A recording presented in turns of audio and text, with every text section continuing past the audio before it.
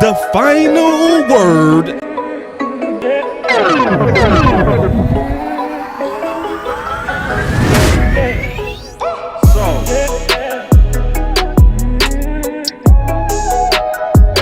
Last week we started with a debate. The final word. Me and Law clearly won with ease. It was over Ezekiel Elliott. And now we got the OC in the building. You don't want none of this, guys. You don't want no parts of this. Ah. You don't want no parts of it.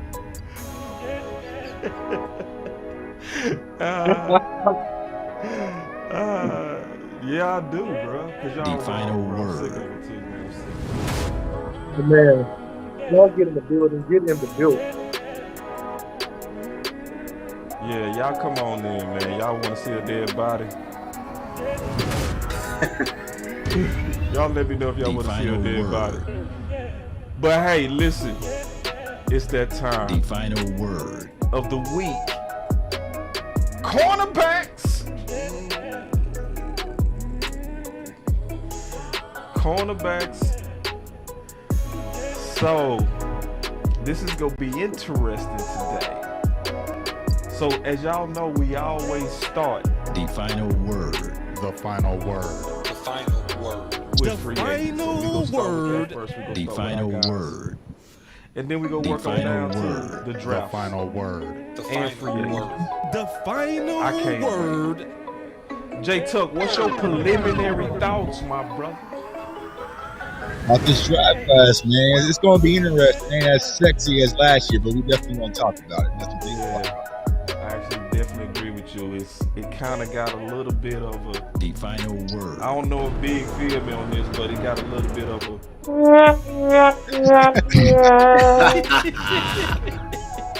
Hey, as I said before, it's top heavy. So when those top guys go, that's when you're going to be suffering. I feel like you're going to be more experimental guys, more developmental guys.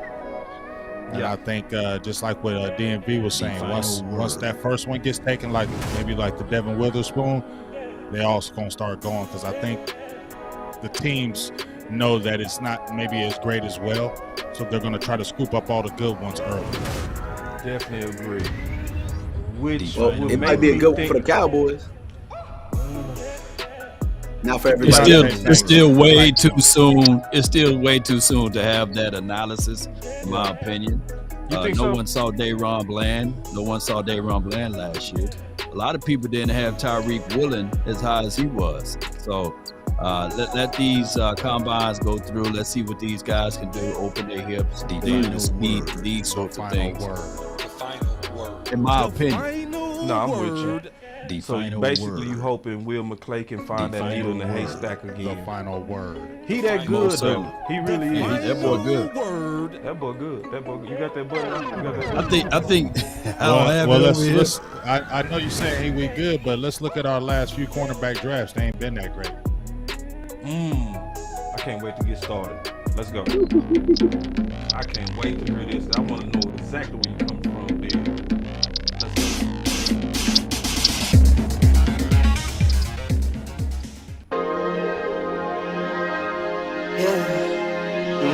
I just wanna run it up. Count a check or something. I've been really in the field, let up. Yeah. I've been really in the field, let her rush, I let her feel. Lately, I just wanna run it up. Don't need no deals, I make the deal. Have to take it to. And if it was up to me, if it was up to little old me to make a pick, it would probably go a little something like this. They hated it. And with the 17th pick of the 2020 Dallas Cowboys NFL Draft, the Dallas Cowboys select CeeDee Lamb. You're welcome. You're welcome.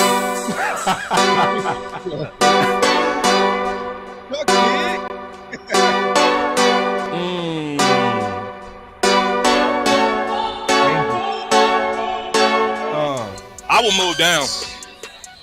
The smart thing would be to move down, but the Cowboys historically don't. Boss could be a trade down here with Justin. We got to trade. We got to trade. We got to trade. I said this is the place to move. We were just sitting here talking Justin Fields. I said it. Oh my This is God, the place to move down. Go hard, or go home. Go hard, or go home. Go hard, or go home. Go hard, or go home. Touchdown like an end zone. When the circle turn to my home, can't get me out of my zone. Go hard, or go home. Go. I love Parsons as a rush defensive end. Right? If you draft him and you put him on the end, turn him into another DeMarcus Ware. Let him rush the quarterback, get upfield, and create damage to the other opposing offense. We got the pick. Man, here it is. We got the pick. Yeah, this gotta be Parsons. Like, Parsons the best player available. Yeah, championship rings on my hands now. In my head, I'm top 10, yeah, that's hands down. You a squad, now you're looking man down. Funny how foes turn to friends now. So the Cowboys just selected Jake Ferguson with pick 129. Hey, I'm good. I love the pick. I love the player. I know that a lot of people will say that this is probably a reach. This is about where I had Jake Ferguson. Really solid player from Wisconsin. He can do all of it. He can block. He can run routes. He can actually make people miss in the open field. Have a race car like a target and call filling up. I need product. Treat the business like a playground. I might slide on you. Do a backflip cause I'm mad rich. I'm the definition of what that is. Go hard, or go home. Go hard, or go home. Go hard, or go home. Go hard, or go home. Touchdown like the end zone. When the circle turn to my home, can't get me out of my zone. Go hard, or go home. Go hard, or go home. All right, let's go. All right, man. So I'm gonna start off with you today, OC, cause see you was talking about Zeke. You gonna be the last person to get your little Zeke hate in. So go. Get it out the way. Get it out the way. Listen, this is not Zeke hate. This is Zeke factual. Zeke Elliott has had a tremendous career since he's been a Dallas Cowboy. He has had a trend toward a Hall of Fame career. This is no disrespect to Ezekiel Elliott. This is just a matter of fact.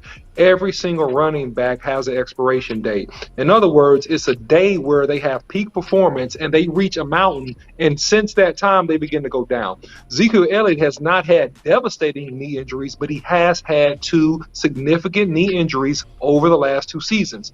This has slowed down his productivity. He does not show the burst to accelerate and separate from defenders like he once did. He's a short yardage back. Hit another button, Boss Cowboy. So every time I tell the truth, y'all, he's going to hit a button. Yeah, thank you. Hit another one. I just told you. Every time I tell the truth, he's going to hit a button. Now. Wait a minute. Make yourself feel real good because I am telling the truth. Ezekiel Elliott is a good finisher because he's physical inside of the 10-yard line. Ezekiel Elliott is not a running back in today's quick, speedy NFL that can separate, and his cap number is too high. Okay, it's simply too high for his productivity. He needs to take a much lower contract, or the Cowboys need to move on. Let me ask you this, though, OC. Let me ask you this. Is your assessment based on before or after the Lions game? My assessment is based on a composite of the last 2 years. It is not based on a game or a particular one-season scenario. If I look at Ezekiel Elliott's yards per carry, and yes, we can throw in things about telling me. We can throw a hit on the button as I tell the truth, Boss Cowboy. Make yourself feel good.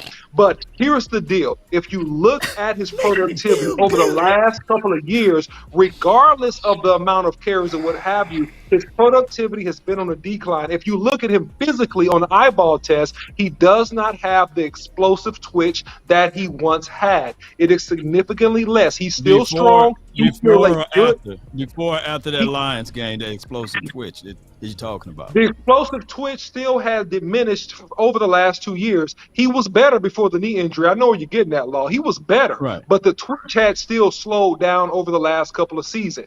And when if you you look know at where that, you're getting at, why can't you just accept the facts if you know where you're getting at? No, I'm accepting that he was faster before the knee injury, of course. Yes, he was quicker before the knee injury. That's all I wanted to know. Yeah, he was. Good job, however, Good job. However, over the last two seasons, the facts don't lie, Boss Cowboy. The data does not lie. And the eye in the sky does not lie. Right. And if you look at Ezekiel Elliott and his running style and his productivity, it has been on a significant decline since that time. He is no longer elusive in the hole. He is no longer able to separate and to explode for even 15-yard gains. He can't even explode like he used to for 15-yard gains. Oh, he gets hell no. He gets caught quickly. He gets game tackled. He's still strong as a lion, so he'll carry tackles. He'll run you over, and that's what makes him a great finisher. Are you going to diminish that? Are you going to really diminish that? You going to diminish that? That's what you're going to diminish? I just told you he's a great finisher. I said it for the third time, Boss Cowboy. He's a great finisher on short yardage and inside of the 10-yard line. Outside of that, in between the 10 and the 10, he does not have high productivity. All right, good job, though, man. Doug, did you have? And he's a great blocker too. Oh, y'all not gonna do it. Go ahead, Tuck. I know you want some. Get some more. And he got 12 Get some more. touchdowns. Get some more. Y'all were trying to compare his speed and his burst before the Lions game. So my question, Law, is who were you comparing his speed to? Are you comparing to other NFL running backs or? Well, without Zeke, I don't think we win that Cincinnati's game in week 2. Nope. Talk to him. You keep on guessing that. Cincinnati. What was the final score? 20-17. What did Pollard do in Cincinnati, though? Yeah, Pollard did run, but hey, I'm talking about those first downs, those third and shorts, and those 3rd and 12. Hey, they put a swing pass to him. And I don't think that we get close to that New York Giants game, week 3, 23-16. Hey, Ezekiel Elliott, he did his job in that game too as well. Now, I look at it too. Pollard is great at what he do, but we can't diminish the 12 touchdowns. Look, there's only 3 other running backs that have more touchdowns than Ezekiel Elliott. Yes or no?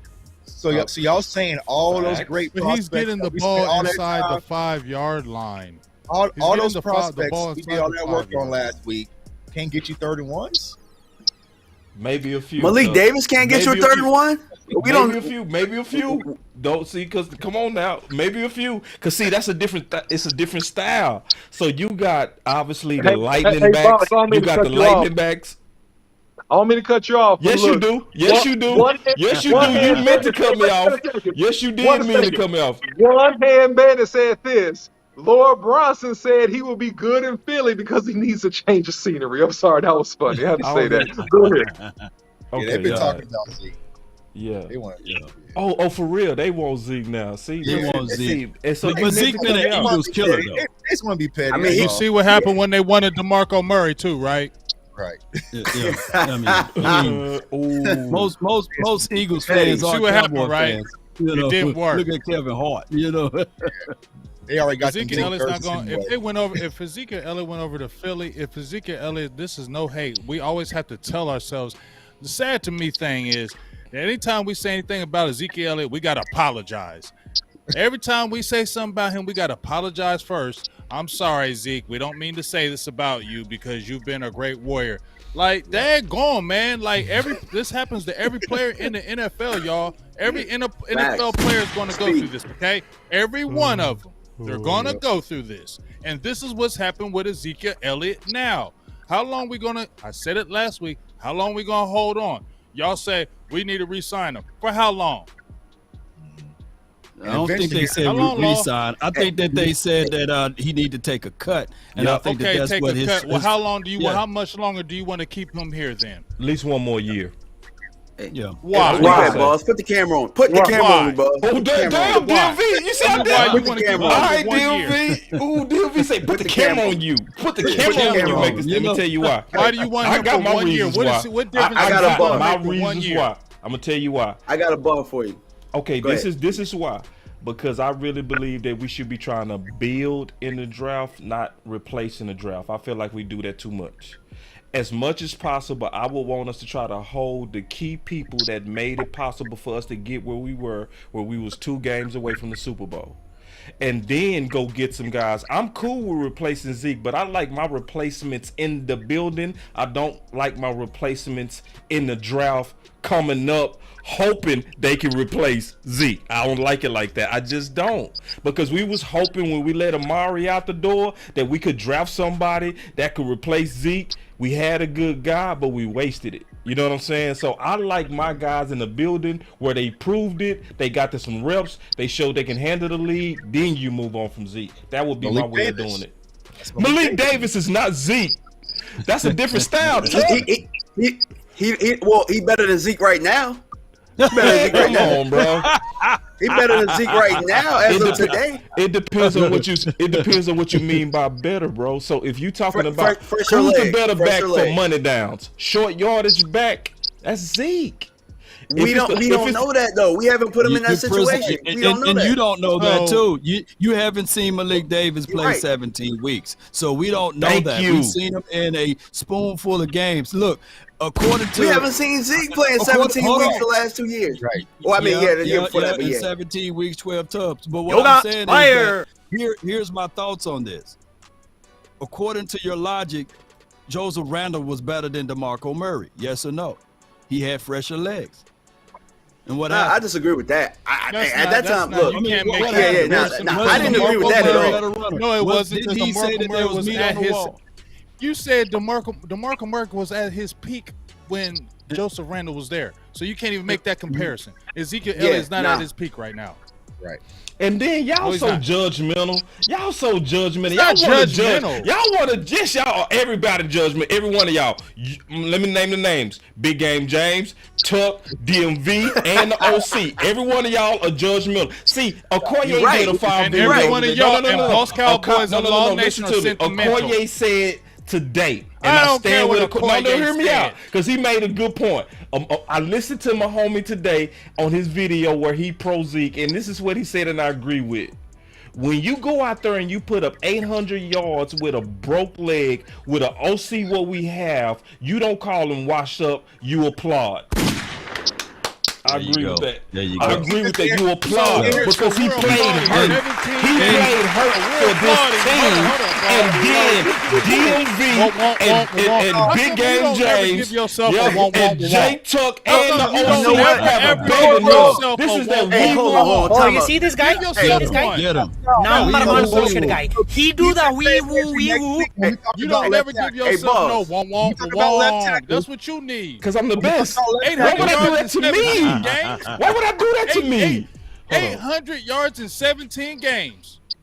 Split carries. You're not contextualizing. You're not contextualizing I'm gonna that. add that number up. No, boss. I'm gonna add the number up. I got a number for you. Hold up. I'm gonna add that number up. I'm at 856 yards. I'm gonna divide it into 17.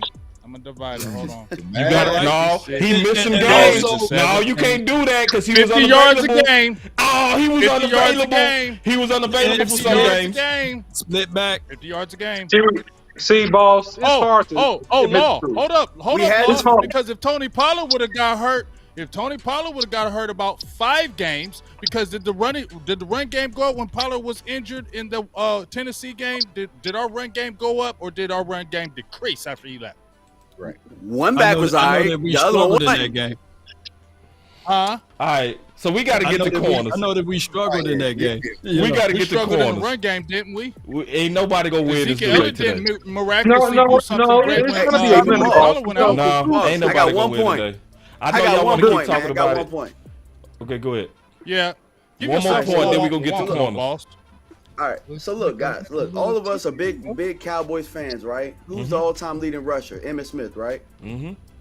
If we watch this team get rid of Emmitt Smith, I believe the year after, we should have no problem with them letting Zeke go. we should have no problem with him letting him go. There should be no woo. Everybody wanted Troy Hambrick too. Yeah, Troy was trash. I give you that. We didn't have. But not while he was playing. Not while he was playing. People were banging on tables. Put Troy Hambrick in. Right, but we got an opportunity to come up with a plan, though. Right now, we have a chance to come up with a plan. You got a wrong back. You got the wrong back, but it was still the right thing to do with removing Emmitt Smith.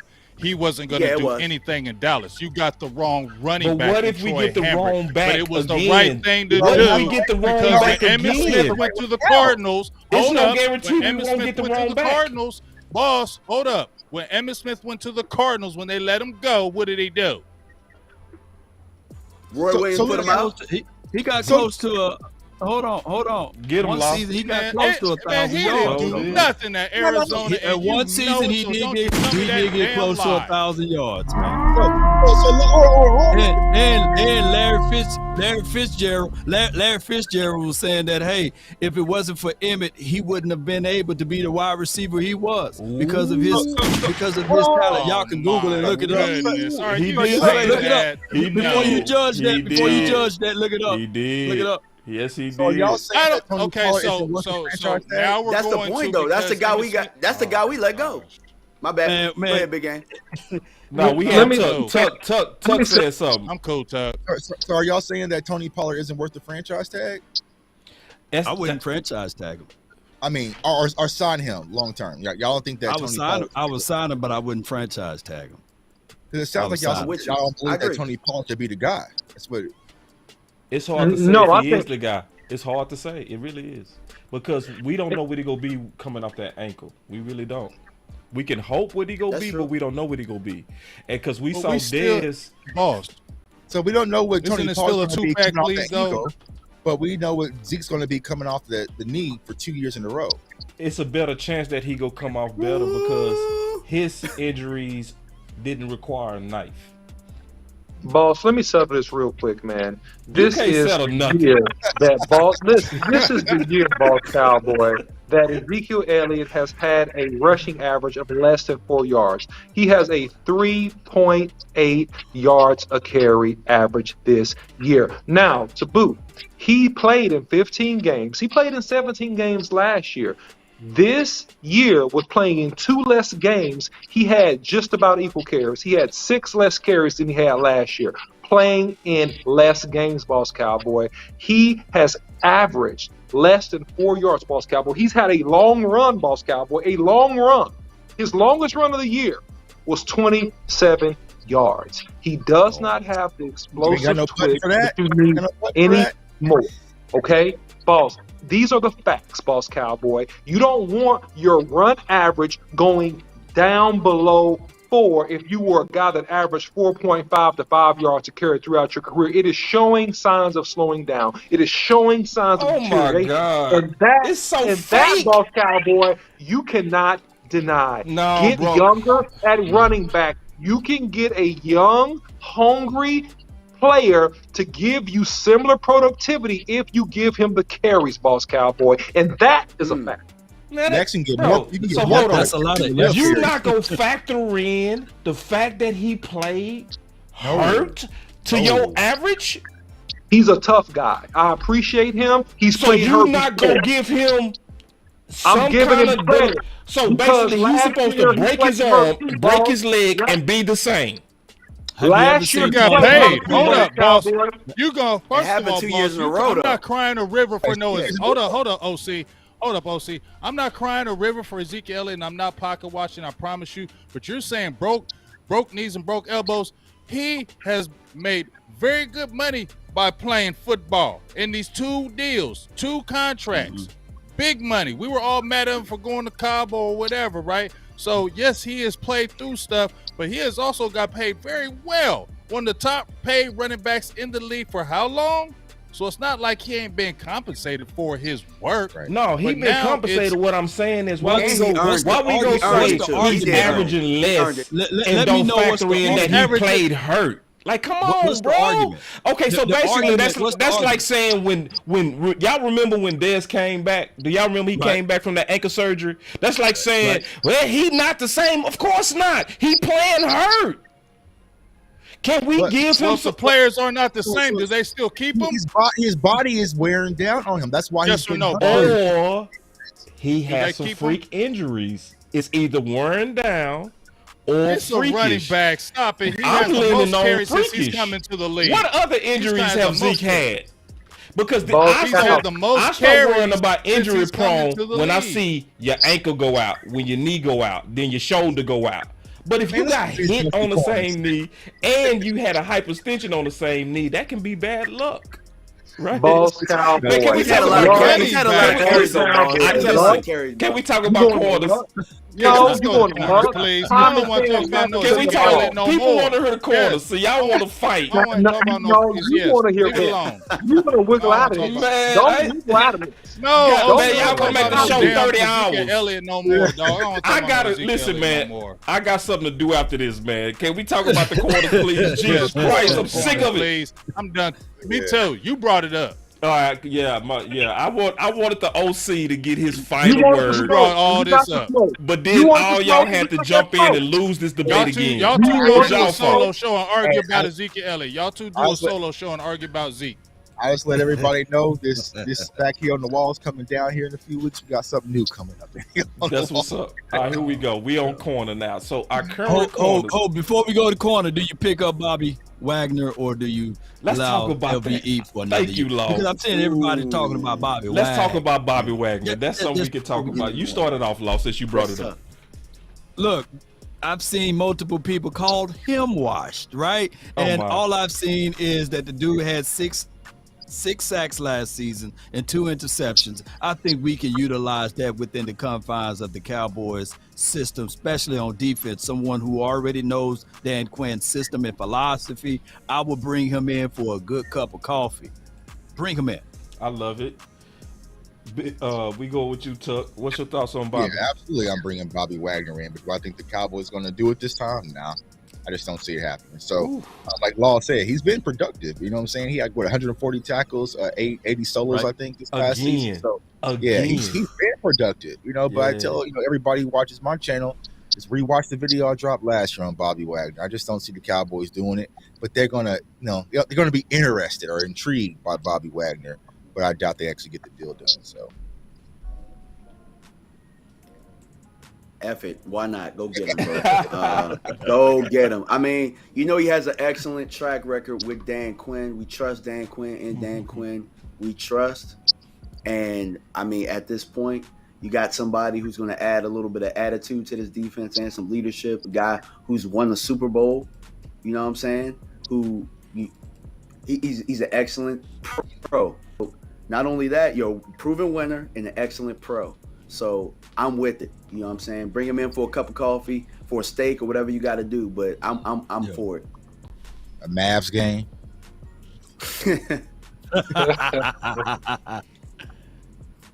Big, it's on you. Yeah, I'm definitely with that. Especially, this is what I say, because Bobby Wagner made his money last year with the Rams, right? So he was holding on, wanting to get his pay. He got paid already, so maybe he doesn't go on the angle of money this time, because they're not going to come at that. Remember, Anthony Barr, who he wanted, he had a high number as well, right? They waited, that number dropped, and then they got him. So maybe that happens with Bobby Wagner, and maybe he's maybe he wants to play with a young Michael Parsons. And to DMV's point, maybe some of those guys, they get older in years and they like to mentor. So maybe he wants to play around Michael Parsons, and he's not like he's coming to a chop liver defense. He's coming into a very good young defense. So and like you said, the connection with Quinn, I think it could happen maybe. Because the fact that he already got paid with the Rams, and maybe that might help Dallas. The first time around, no, but maybe the second time around, it could happen. But I definitely would want it to happen, because he could definitely add to that linebacking core, especially the young guys in Damone Clark, Devin Harper, Jabril Cox. All those young guys could definitely use a guy like him in that linebacker room. Yeah, I think that Bobby Wagner helps this defense from a maturity and a play-making perspective. Do I think the Cowboys bring him in? I think they're biased towards high-profile, successful free agents. I don't think they bring him in. I think that they still will want him dirt cheap, and I don't think he'll go exactly league minimish. I think he'll be above league minimal. But I do think he could help our defense immensely. If they made that move, I think they're more likely to re-sign LVE than they are to bring in Bobby Wagner based upon their mode of operation. That's what I think. I think we got one chance of getting Bobby Wagner. Dan Quinn. That's it. And because Dan Quinn was in talks with him last year, right? Yeah. And it's been a whole lot of buzz of Dallas needed to go all in. His cap hit was only $4 million, right? Now, we ain't talking about the dead money, but that would be a very all-in guy. The reason why, honestly, I still don't think they go do it, though, I'm gonna go ahead and copy off J Tuck paper. It's because of LVE. I think we still got that our guys philosophy.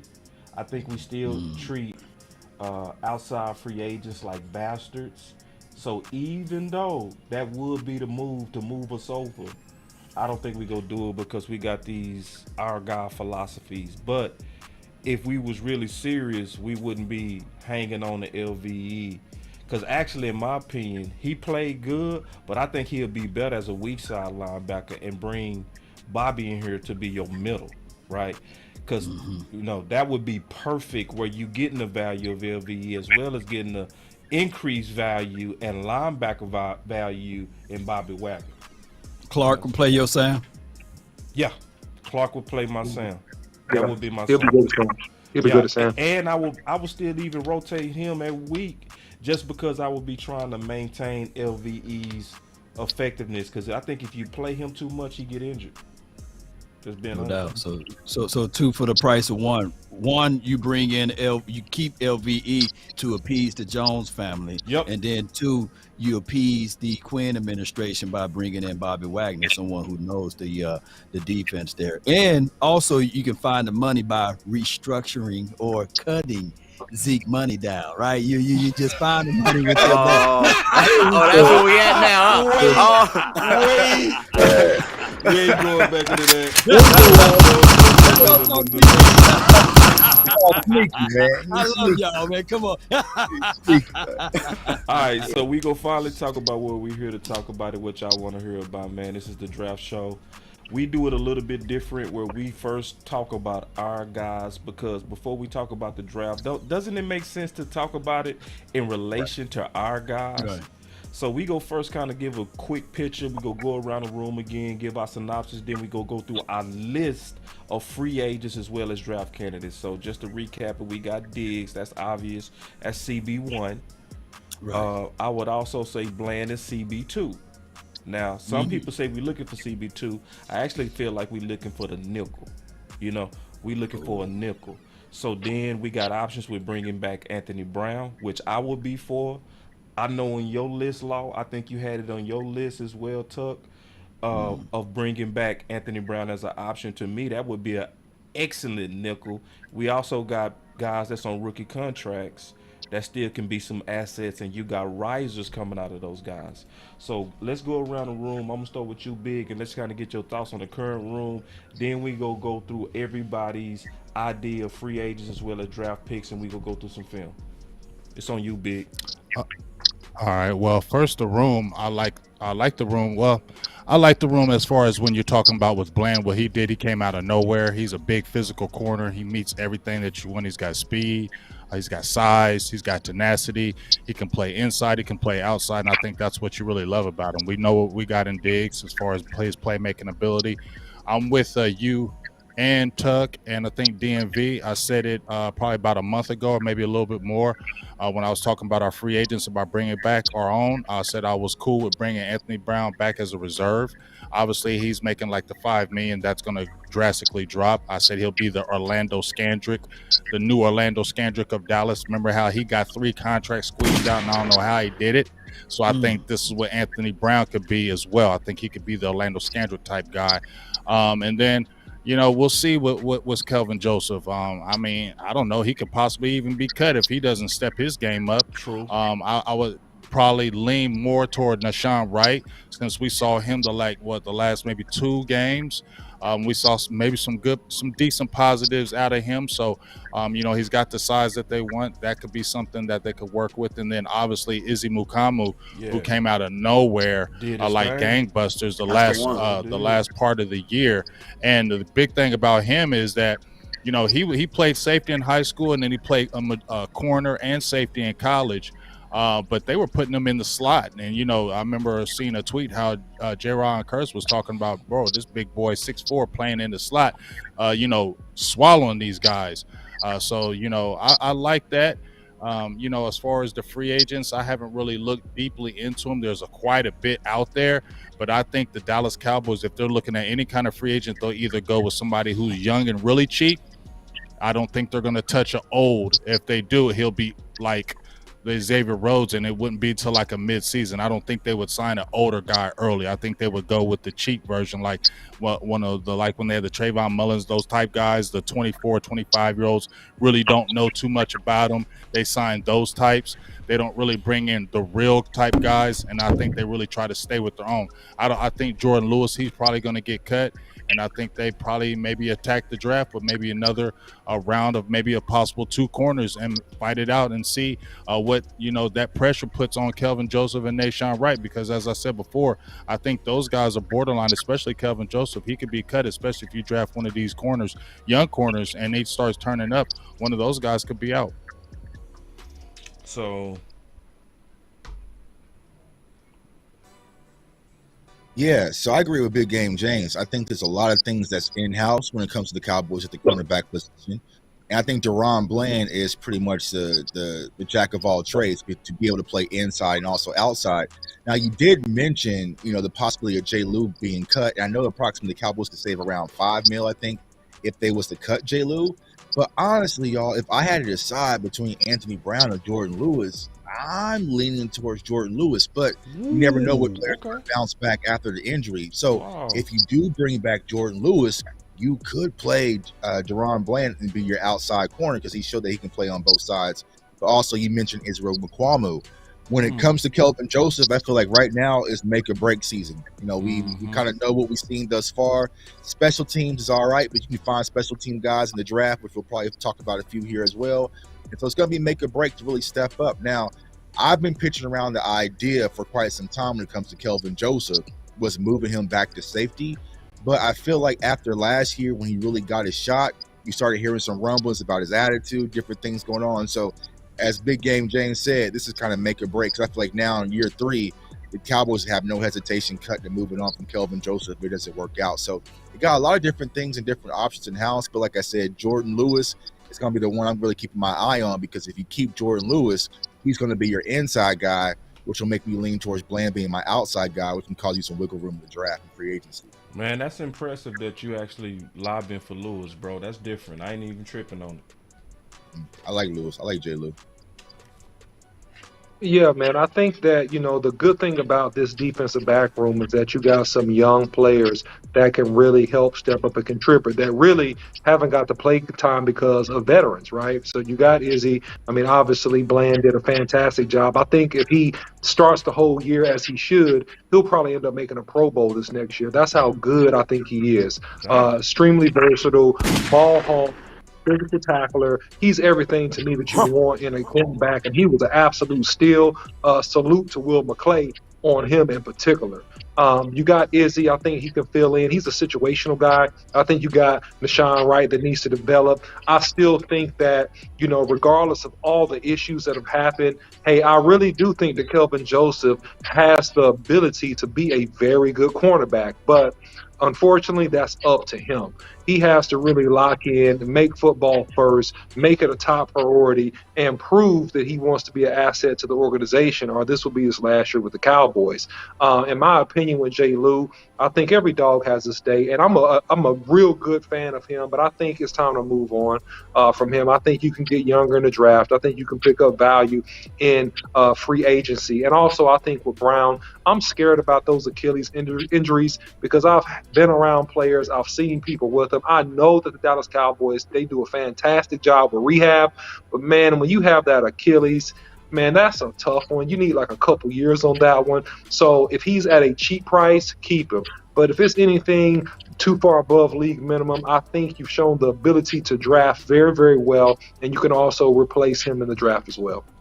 I'm liking that G. Lou getting a resurgence of people. I see some people rocking with J. Lou. That's different. That is different. Go ahead, on Divvy. Yeah, man. Hey, look, it's tough following all of y'all, but y'all said all of the right things. And the one thing that I'd add to it is the reason that I like this cornerback room utility that we have. So if you look at the top three guys that we had that we ended with in the playoffs, where you got Diggs, you got Bland, and then you got Izzy, who jumped in and played some nickel for us in the situation in which we needed him too. I think having just those three right there is a building block for us right now. Now, anybody else like Nashawn Wright and Kelvin Joseph coming in and fighting for those jobs, that's a hell of a problem to have. Mm-hmm. Not to mention with some of these cornerbacks in this draft, you possibly adding somebody. The versatility of Bland allows you to, if you got a really good player on the board and it's a corner, you can take him and feel very comfortable doing so. So I think we're in a hell of a position as far as the cornerback room goes. Yep. So that's all I really got to say about that. No doubt, man.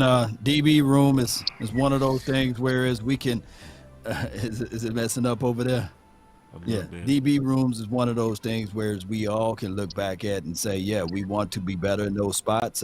I've seen CJ Goodwin been here for like 3 to maybe 5 years just because of special teams play. So when I look at that, there could be a calling card even for our second round draft pick, Kelvin Joseph, because if you even look back at the San Francisco game, yes, he was able to create a play right there. So the skill, the athleticism is there. We just need to see that boy out there on the field. And granted, we can say slightly last season mulligan for the off-season situation. But I'm looking at it like this. Let's go out there and draft another DB. I want Dayron Bland to stay inside the slot because that's two-way goals. That's nothing easy to do, especially as a DB in his rookie year to get 5 INTs. That's something special. I think that the Cowboys should look into either bringing in a veteran guy to really look into this team to help out. The off season is long and the training camp is long. So let's bring in more and more competition. Let's go out there and draft one of these guys that can be on the outside. And I think that's what the Cowboys' plan and philosophy would be. As far as Nashawn Wright, this should be his probably last year before he go, if he can't give us nothing. If they do decide to bring back a Trayvon Mullen for the training camp, that will benefit us because we didn't get a chance to see that guy really going through the rigmarole of training camp. He was thrown out there to the Wolves and he got burnt like toast. So I think that the Cowboys need to reevaluate everything. As far as J. Lou, hey, you can save $4 to $5 million. If they do decide to see what's else out there, then that could be a cap casualty because we need that $4 to $5 million to bring in a Bobby Wagner, right? Come on. Yeah, no, that makes sense. Question: what was the J. Lou injury? Was it hip? Ankle or something? No, he had that Lies Frank injury. That's a bad injury for a foot. Ooh, yeah, it is. It's a bad one, dude. Bad injury. It's like that's a real bad same injury level to as an come back Achilles. from. Yeah. Same level as an Achilles injuries. That's why I'm not really bothered if you move on from both those guys, man.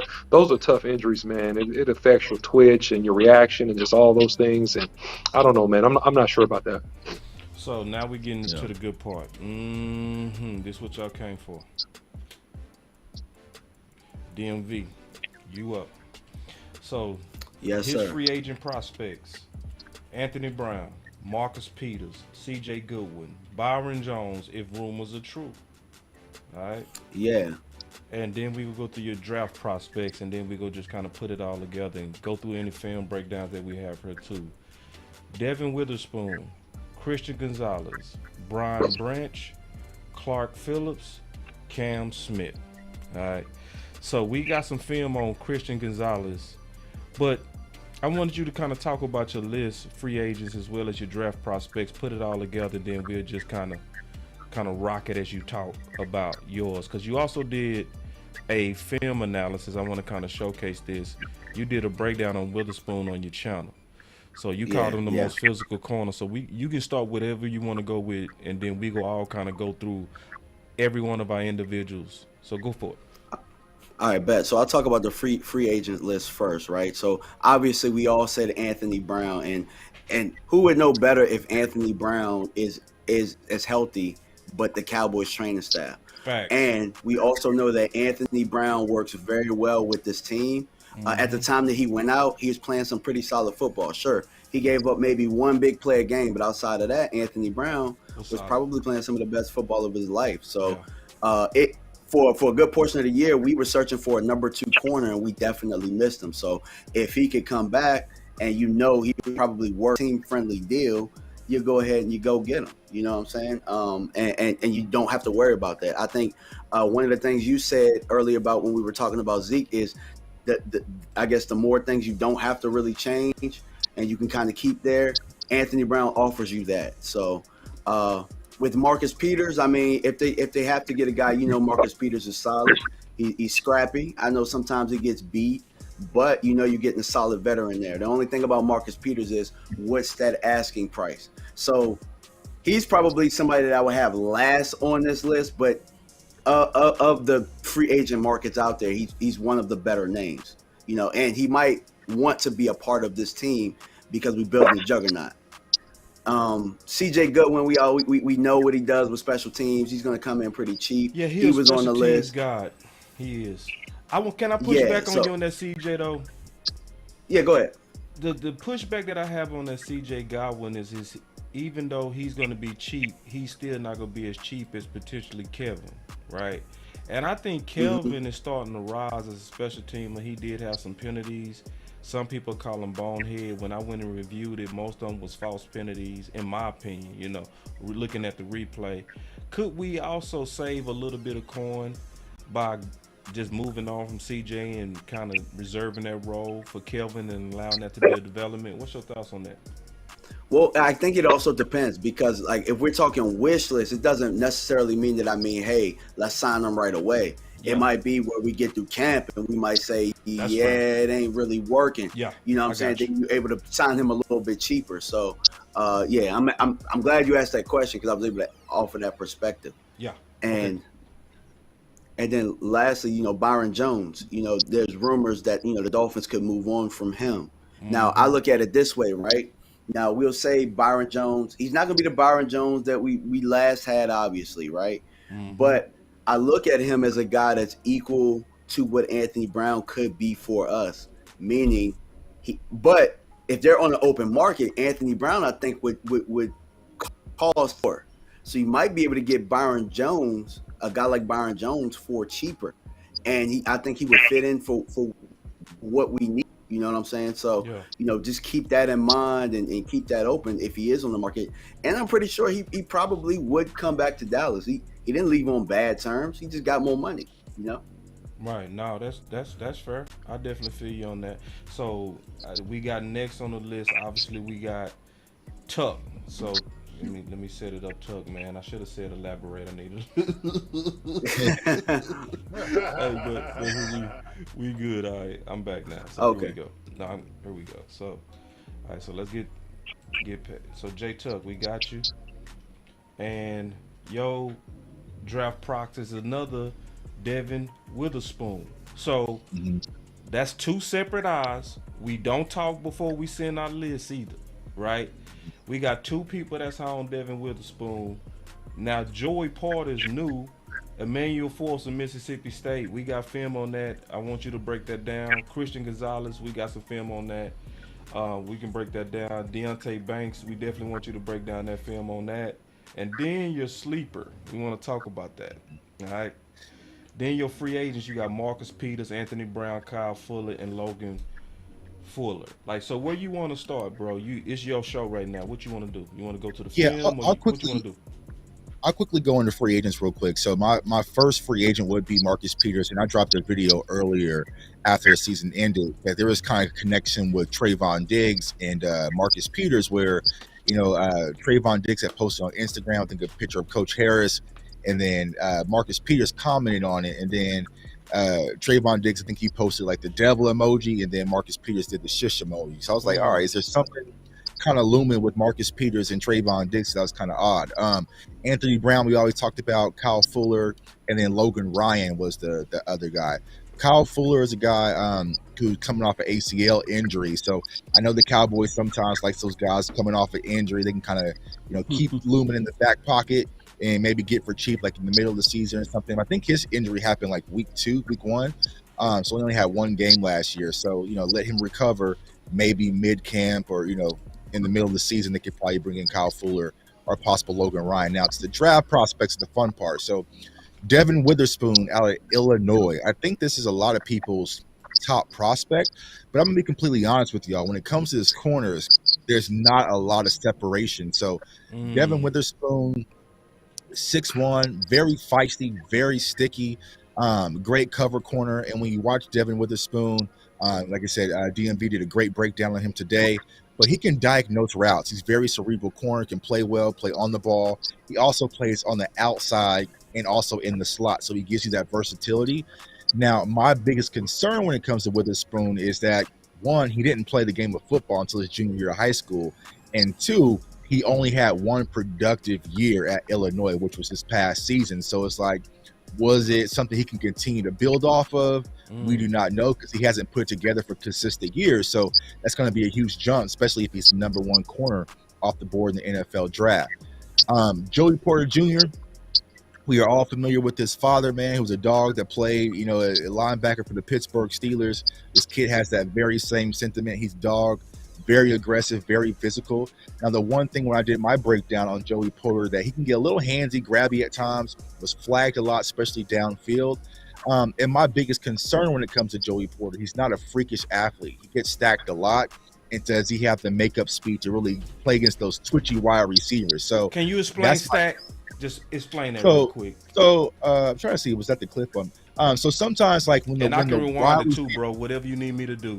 I'm trying to see if he was up top or up bottom. So it's pretty much when the wide receiver gets over the top of the corner. I'm not sure if that's stacked right there. But yeah, right there, right. That's so he's stacked right there. Yeah. And so does he have the makeup speed? I think this quarterback didn't put the ball in the proper location, but at the NFL level, in most cases, that's gone to the house, right? So if he gets stacked versus the NFL caliber talent, I just don't think he has that makeup speed to get back in. I'm talking to get back in phase, right? But when it comes to Joey Porter Jr., like I said, he has the talent, he has the mentality. He'll come down and tackle, but there's still a lot of cleanup when it comes to his game. Like those routers, he's really going to struggle with, because especially in press coverage, he really doesn't get his hands up and really in sync. So, but if you get a coach that can coach him on his technique, there's a lot of solid foundation for Joey Porter Jr. Emmanuel Forbes, I think I sent you the tape on him. Yeah, I got it. So we talked about Trayvon. Yeah, there you go. Yeah, don't listen to Law. Law might be a little bit biased. Don't trust Law on nothing with Mississippi on it, man. Oh, I like him. Yeah. This could be that pick six right here. Yeah, that pick six right there.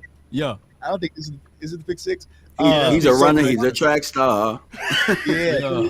We talked about Trayvon Diggs and also Jerron Bland, but they're able to turn over the ball. Like Emmanuel Forbes, he's a ball hawk. He led the college football in interceptions with 13 interceptions in his career.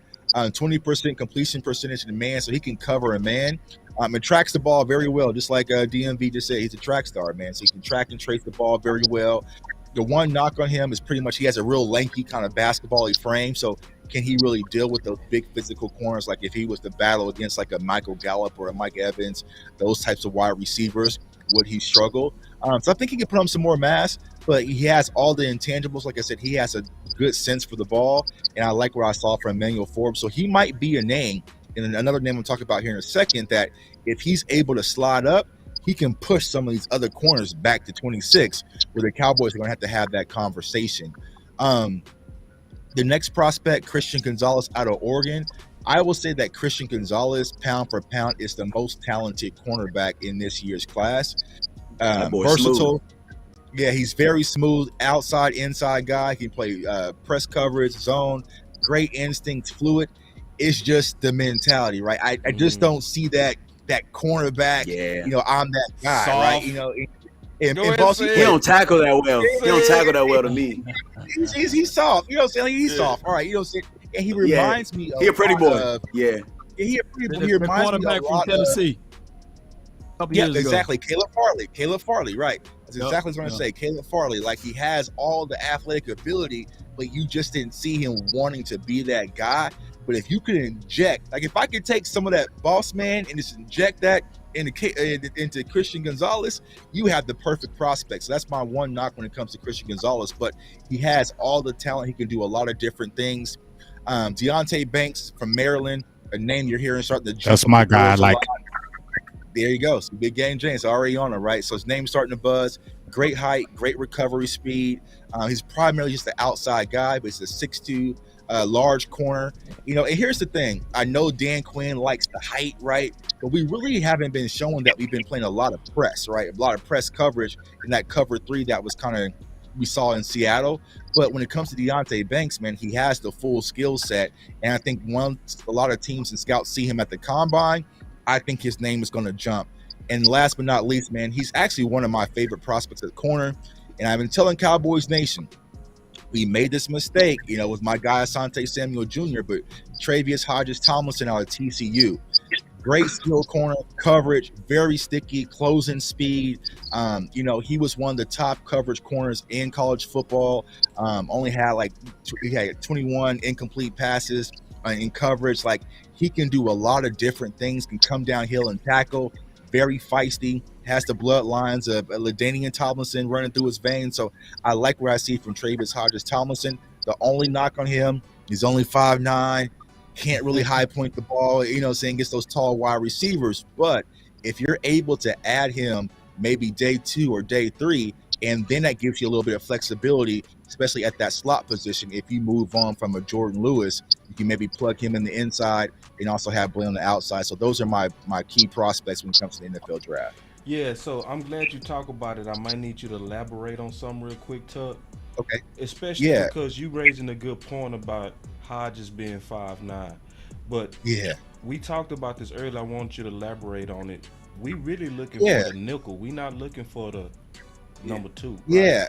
So it's so exactly. that's where you might be making all kind of sense, but I need you to kind of talk about that a little bit. Right. So I feel like Hodges, you can plug him in the slot and he can play the nickel. Now, I know a lot of people say he primarily played on the outside at TCU, but even just with that size and how fluid he is, he can definitely play in the inside the NFL level. So I'm definitely not concerned. But if you do need to rotate him and play him on the outside, I feel like he can do it as well. And just like I said, when Asante a few years ago, even though he has that size limitation, he's going to compete for the ball. And I always try to teach my viewers, like, when you're playing corner, you have 4 opportunities to win. You can win the line of scrimmage, you can win on the break, you can win when the ball is in the air, and when the ball is being received, right? So as long as you continue to scrap when those balls are being high pointed, you can still make a play and make things happen. And you see that frequently when it comes to Hodges-Tomlinson. So don't let the height just be the only reason why you're skittish of this prospect. Look at the totality of the football player. When you look at this kid, he has everything you would want in a corner. And I would definitely take a flight on him if he's sitting there in day 2. All right, Big, we on you now, man. Let's go through Big list. Y'all give me a second to pull it up. But while I'm pulling it up, man, y'all clap Hey, it those up for J-Tuck. TCU stay having short corners, man. Don't they? Yeah. Darius Washington, remember him? And the guy last year. And they had a guy who passed. I can't remember his name, but remember they had the corner who passed? Yeah, TCU, the land of the short corners. Yeah, they had Darius Washington. See, I need the practice film of him going against Quentin Johnson every day at practice to see what that looked like, getting high pointed. That probably would have told me a lot. But like I said, for the most part, I like what I saw from Hodges-Tomlinson, out of TCU. So there you go, Big. We got you now, man. So we got Big up, basically going through it. So far, everybody at peace. No fights. It's world peace. I was going to ask my guy why he left Cam Smith off, but go ahead, though. Go ahead, Big Game. Oh, yeah, that's a good question. Go ahead. Go ahead. Why you leave Cam Smith off? Cam. He's small. I like man. Yeah, I don't want to say because he's small, but it's like he's also like there's a lot of things with his footwork. I feel like he still has to clean up, but he's more of a project. You know what I'm saying? So I feel like, and like I said, there's not a lot of separation. And I don't know if y'all it's because we were spoiled in the last 2 years.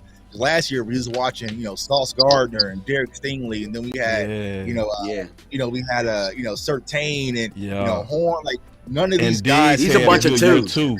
Diggs had a good year. It was a deep year Diggs year. So I see. Yeah, exactly. So I just don't get that feel from this year's class, and maybe it's going to take some time.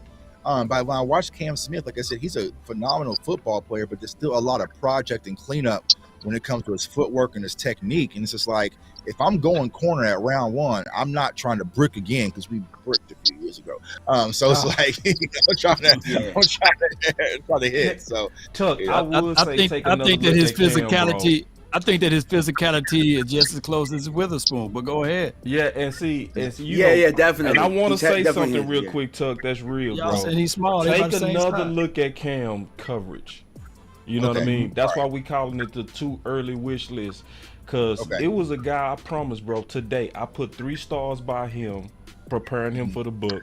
I went back and watched him on film. I took that dude out my book. Just go look at a second time, because I see great coverage with Cam, but I see bad tackling. That's what I see. Yeah, he's a terrible tackler. But go ahead. I don't want to mess up. He a wild child for real. He wild child. Yeah, but he'll get there. But he got willingness to get there though. Willingness to get there, but terrible at it. Like, I'm there, but I don't know what to do with it. But go ahead. And we definitely not saying whenever people say that, because you go see that every now and then. Somebody go say that to my list. Somebody go say, boss, go take another look at it. What we saying is, because we all got to be honest, we can only watch so much film, right? So if you watch 2 games on somebody, you might need to watch a whole nother 2 games. You know what I'm saying? Right. Sometimes you might just call them on the wrong day. So. Yeah.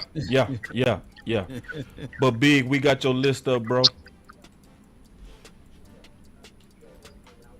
Big, your mic working? All right. Yeah. Can you hear me? Yeah. Okay. All right. So while you're pulling them up, do you want me to do just the players? Do you want me to do the prospects, or do you want me to do any free agents? Because I really didn't. No, go with your draft picks. Go with your draft picks. Okay, because I really didn't go hard with free agency. I didn't really go hard. And by the way, I love your list too. By the way, I like that list. I do like your list. I like Tuck list too. I like your list. No knock. I love I can't wait till this you list. get to Bennett down there. I can't wait to hear your thoughts on Bennett, man. But go ahead, Big Gay. I like it. Well, let me jump right in there. Obviously, we talked about Christian Gonzalez, and I'm just bouncing off what Tuck said, and we talked about this prior. Me, Boss, and Law did when I mentioned him. The first thing we all said, pretty boy. I mean, he is a pretty boy. The way he plays is a pretty boy, and this is a perfect game that you're showing right here, Boss, because there was some other games. I cannot remember the exact team they were playing. I think one was Stanford, somebody else, but it was like he was more physical in those games. But when he played against a Georgia team that had those athletes and those players that could really get at him, you could see him he wasn't really aggressive in that game. Not in my opinion. He was it was kind of like that competition kind of pushed him away from that. And I think that's where what Tuck was talking about, does he have the dog in him? Because when you're playing a team like Georgia, them is all dogs, right? This is your time for you to say, I'm a dog too, and I'm going to show you I'm a dog. This game, it didn't really show in my opinion, and I didn't see the aggressiveness that I want to see out of your top corner that has all those attributes that you want. So I think that's his biggest issue. And I feel like if you don't have a dog in you, you don't get a dog. And I think that's where my worry is. Watch you either this got play the right dog here. or Watch you this don't. play. Watch this to your point, Big. This one. Watch this. No, call not that him a one. puppy? The next one. Watch the next one. I ain't mean to cut you off, but see, No. Big is talking about what's on the film. So watch this play right here when you talk about the physicality. Watch the receiver and how he go do him. Damn! You feel me? That was and that was happening in this Georgia game a lot. He was really, you could see it from the outset of this game. If you watch from the first time they got the snaps in that first series they could have, you got could him up tell out he of there. didn't want He that threw it. word. And then, hey, hit him again. Go back and rewind. I'm throwing hands, dog. Hey, this must be who. Hey, this must be who you took out your book. This who you took out your book. No. I got him in my book. Matter of fact, you know what's funny? DMV? I don't like that last hit, though. I raised him from 1 star to 2 stars after watching this game again because he tried to be physical. I'll show you where it looked like they just got him back. I'm gonna show you. No, man. I'm gonna show Come you. on now, dog. No, I got you. Yeah, that's what I'm gonna have to use that one. Yeah, come on now, dog. No, I got you, Law. Trust me. I'm gonna show you. It's coming up right here. Then big. I ain't mean to cut you off, but I want to show you. Here it is, right here. Right here. Watch him right here at the top right. He got him a cheap shot. Oh, okay. And see, all them receivers, they saw that, and they was like, "Oh, you doing?" They went after him, and they went after him, bro. That's what happened. They was like, "Oh, you pushing balls in the back," and then they see. I want to your point, big. I want to see if you a dog, be a dog all day. Right. Yeah. But then watch this at the end. Watch this at the end. And he ran out the end zone. Come on, dog. Watch him run out. Watch him run. He ran out the end zone. Like, I'm done. So yeah, that you can't have that out there with what Buck said to me is the perfect comparison is that Caleb Farley. He was like the darling. He had all the physical attributes, ran a 4.3. That's a good tackle right there. Damn. But we didn't see the physical side. And when you watch him play, he has all those attributes. He's smooth. He's long. I mean, he looks like Patrick Surtain as far as his build, right? Facts. He has that perfect type build as far as a corner. If you want to build a corner, he's what you want. Yeah, but he got that the look. mentality is what's gonna hurt you. And I don't know if you can consistently do that in the NFL. You got to be a dog at corner, man. You got to have that mentality at corner. And that's like I said, I don't know if you get the dog. Once you have the dog, you have it. If you don't, you don't. So I worry about that. But as far as all the everything else, the length, the speed, the hips, smooth going in and out the breaks, can mirror the receivers. He has all that, but the mentality. Then let me talk about Deonte Banks. To me, he's my favorite guy. He's the guy I like a lot. I like him a lot. And the main thing I love about him, he has a punch like no other. When you see a lot of these corners, they don't punch and redirect. He will punch you, redirect you, and he gets you to the sideline. So many times we see these corners, they don't force these guys to the sidelines. They don't cut them off. He will mirror you. He will cut you off. He'll put you on that sideline. But his punch, I love how he punch and redirects you. He is that physical. And what I like about him is he's got the size and he's got a mentality where he likes being physical with those receivers. I think not just in this game and against Michigan. He had a game where he played against Ohio State. He was standing those guys up. He had one play. Dude couldn't even get out of his route. He got up underneath him. He knows how to stay low, get pad level low, got up underneath him and stood him up. He couldn't even finish his route. And I love that. And he can mirror the receiver. He give me a Wuze vibes. And here, you know why? Let me tell you why. Let me tell you why he gives you a Vuze vibes. Because his bad thing that he doesn't do, he's not a playmaker. He's not a guy that's going to get you interceptions. He's not a guy that's going to get interceptions for you. He's not that guy. I've seen him plenty times where the ball bops out of his hands. He drops interceptions. He's a Wuze in that where he's always going to be in your hip, but he's not really going to be that playmaker and getting those interceptions. So I think that's his bad thing. And then also, I need to see how he's going to get timed in this combine because he doesn't have elite long speed. So this combine is going to be huge for him, in my opinion. But if he doesn't run great, that could be good for the Cowboys, where he could fall later and the Cowboys could scoop him, because I think he could definitely add to the team. Now, Eli Ricks, he's intriguing because he's fast and he's big. Okay, and that's what the calling card is.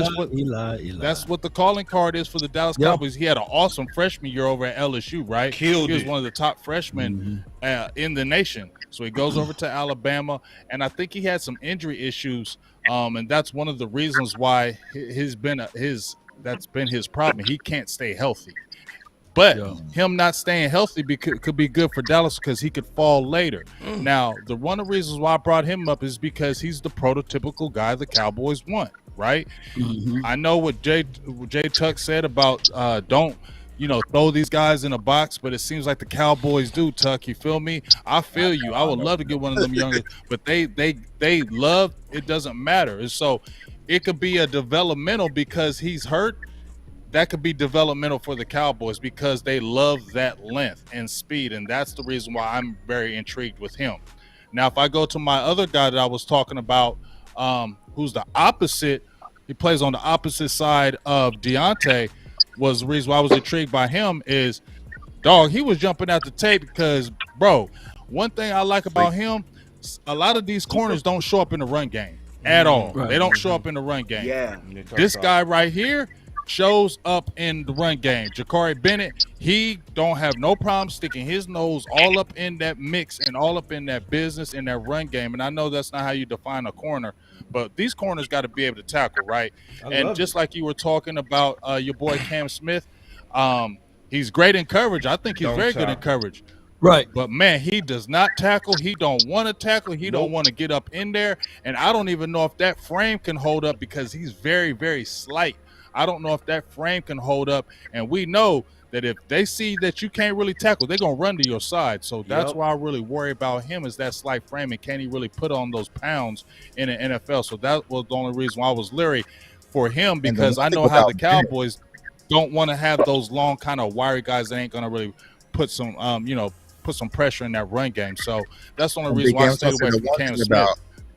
The one thing about Bennett, though, I mean, I feel like on the combine, he could be one of those cornerbacks that completely disrupts the combine. His name is going to shoot up because, I mean, he can probably jump about 44-inch vertical, run like a low 4.3, and just with that size, NFL team's going to be like, you know what I'm saying? I'll fix it. You know what I'm saying? And he's hella aggressive. He's hella aggressive. So, and when I was watching Banks, Tuck, I kept on looking over there. I said, who's this other dude over here, dog? Well, let me ask you this, big game, James. This is from your school. I was looking at tape on Cam Brown.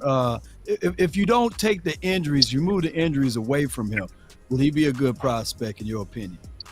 Yes, Cameron he is. Brown. I mean, he's got good length. I mean, that's 6 foot. He's got that, like I think Boss said it. He's got did you say with the basketball? Kind of got that basketball frame where he's kind of long with his arms. That was and Tuck. I know the Cowboys like that. Tuck said that. Okay, my bad, Tuck. No, I'm talking about, because when you look at Brown. I'm talking about Ohio State Cameron Brown, not Cam Smith. Oh, hey, I don't know nothing about Cameron Brown, so I ain't gonna jump on here in front. I didn't really study no Cameron Brown from Ohio State, so I ain't gonna even jump out there and say I do. I thought you was talking about Cam Smith, so that's my Cam fault. Smith. Oh, no doubt. That's all good. Man, some people y'all probably got had Cam man. Brown on their list because of the injuries, and of course, was the other kid, Garrett Williams. I had him pretty high, but then From those Syracuse? injuries, from the Qs, Same thing. He got the quick twitch and everything, but those injuries, man, I don't want them already to be pre-hurt before they get here. But And you know somebody else I had intrigued, my bad, Law.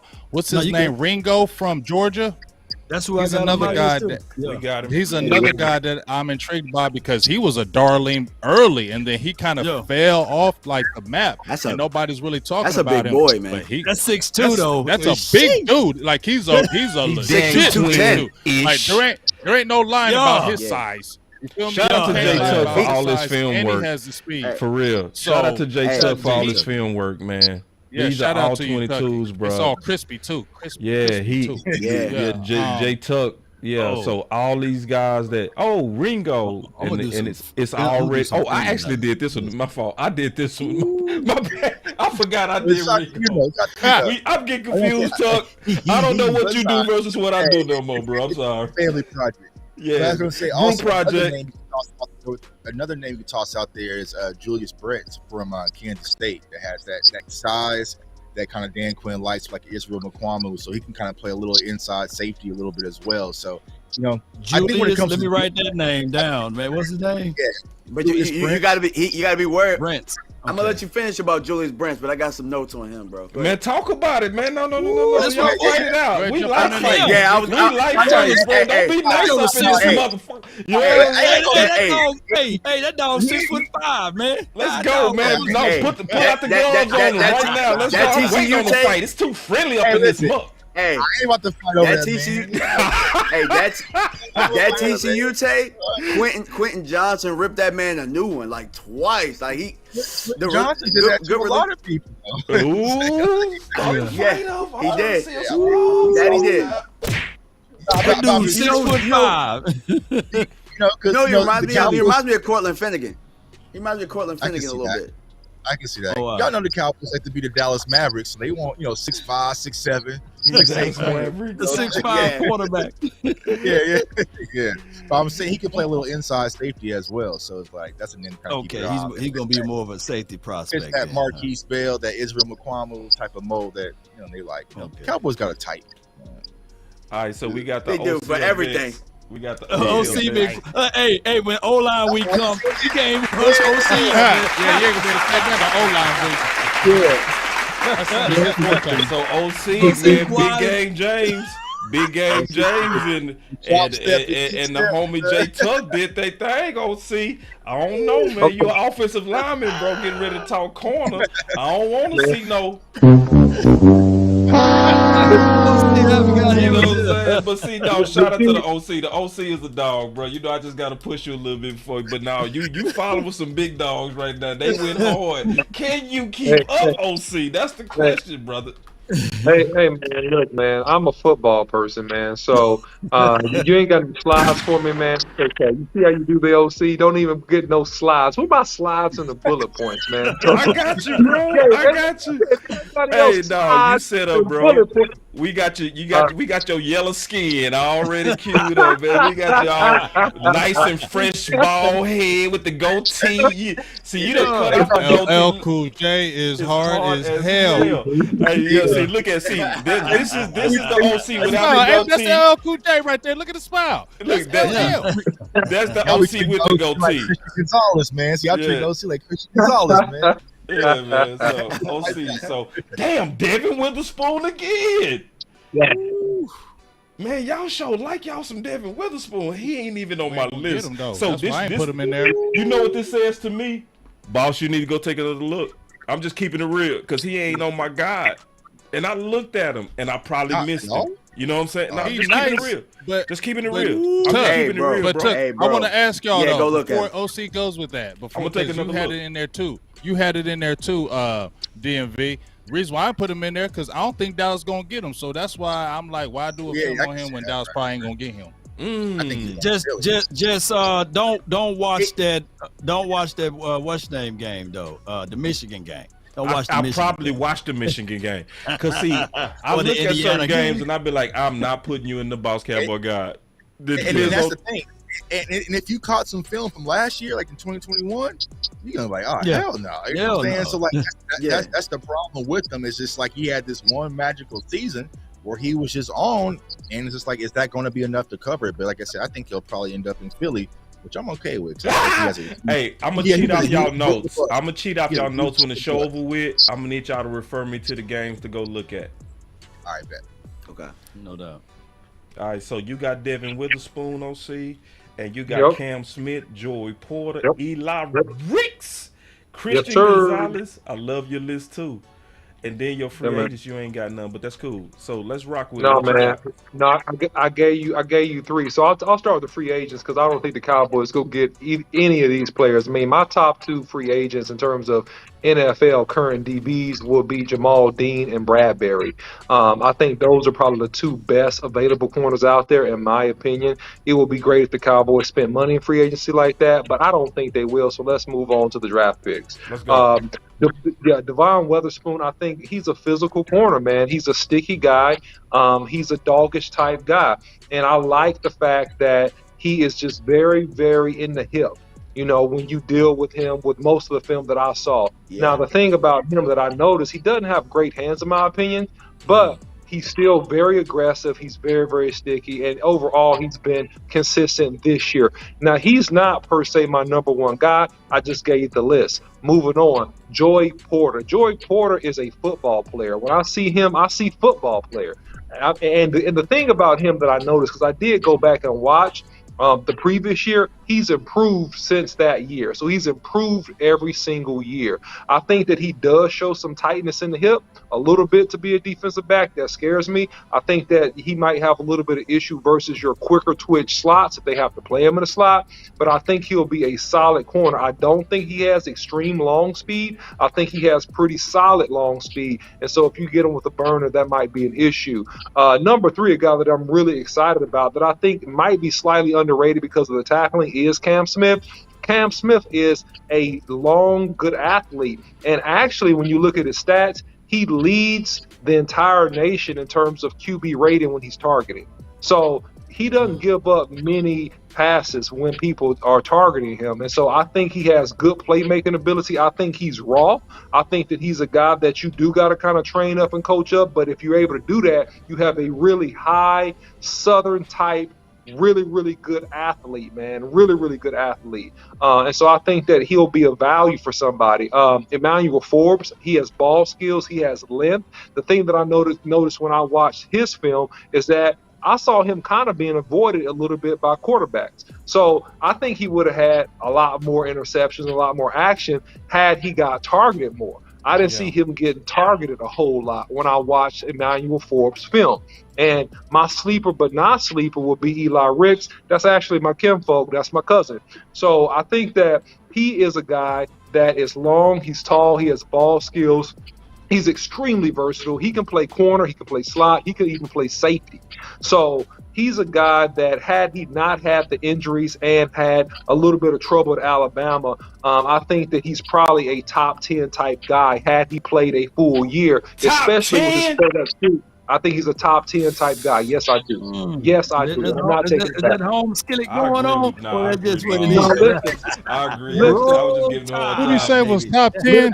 Ricks. I'm telling you, and I'm telling you why.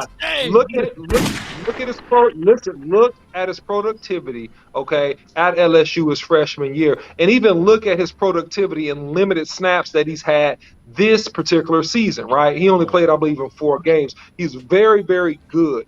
And just a guy that has all the tools. I think that he's a guy that right now is probably a 3rd-round draft pick. I think that if he works out well, a lot of this is contingent on how well he runs and actually his strength level, how his shoulder is. I think he's a guy that could slide up into the 2nd round, and I think he will be an absolute gift for the Cowboys. If they could get him in the 2nd round, he's an absolute gift for the Cowboys. That's my opinion. I think Gonzalez going to him again is that, man, he's an athlete, man. He's a guy that reminds me of a guy that played like every sport in high school and was really good at it. Like he was like a good basketball player, a track star, a football player. He even probably played soccer, but he's not a tough guy. He's not a dog, but he's just such a really, really impressive athlete in terms of movement and his physical capabilities that you got to have him on the list. So that's my list. Hey, good job, OC. Y'all clap it up for the OC, man. I see you, OC.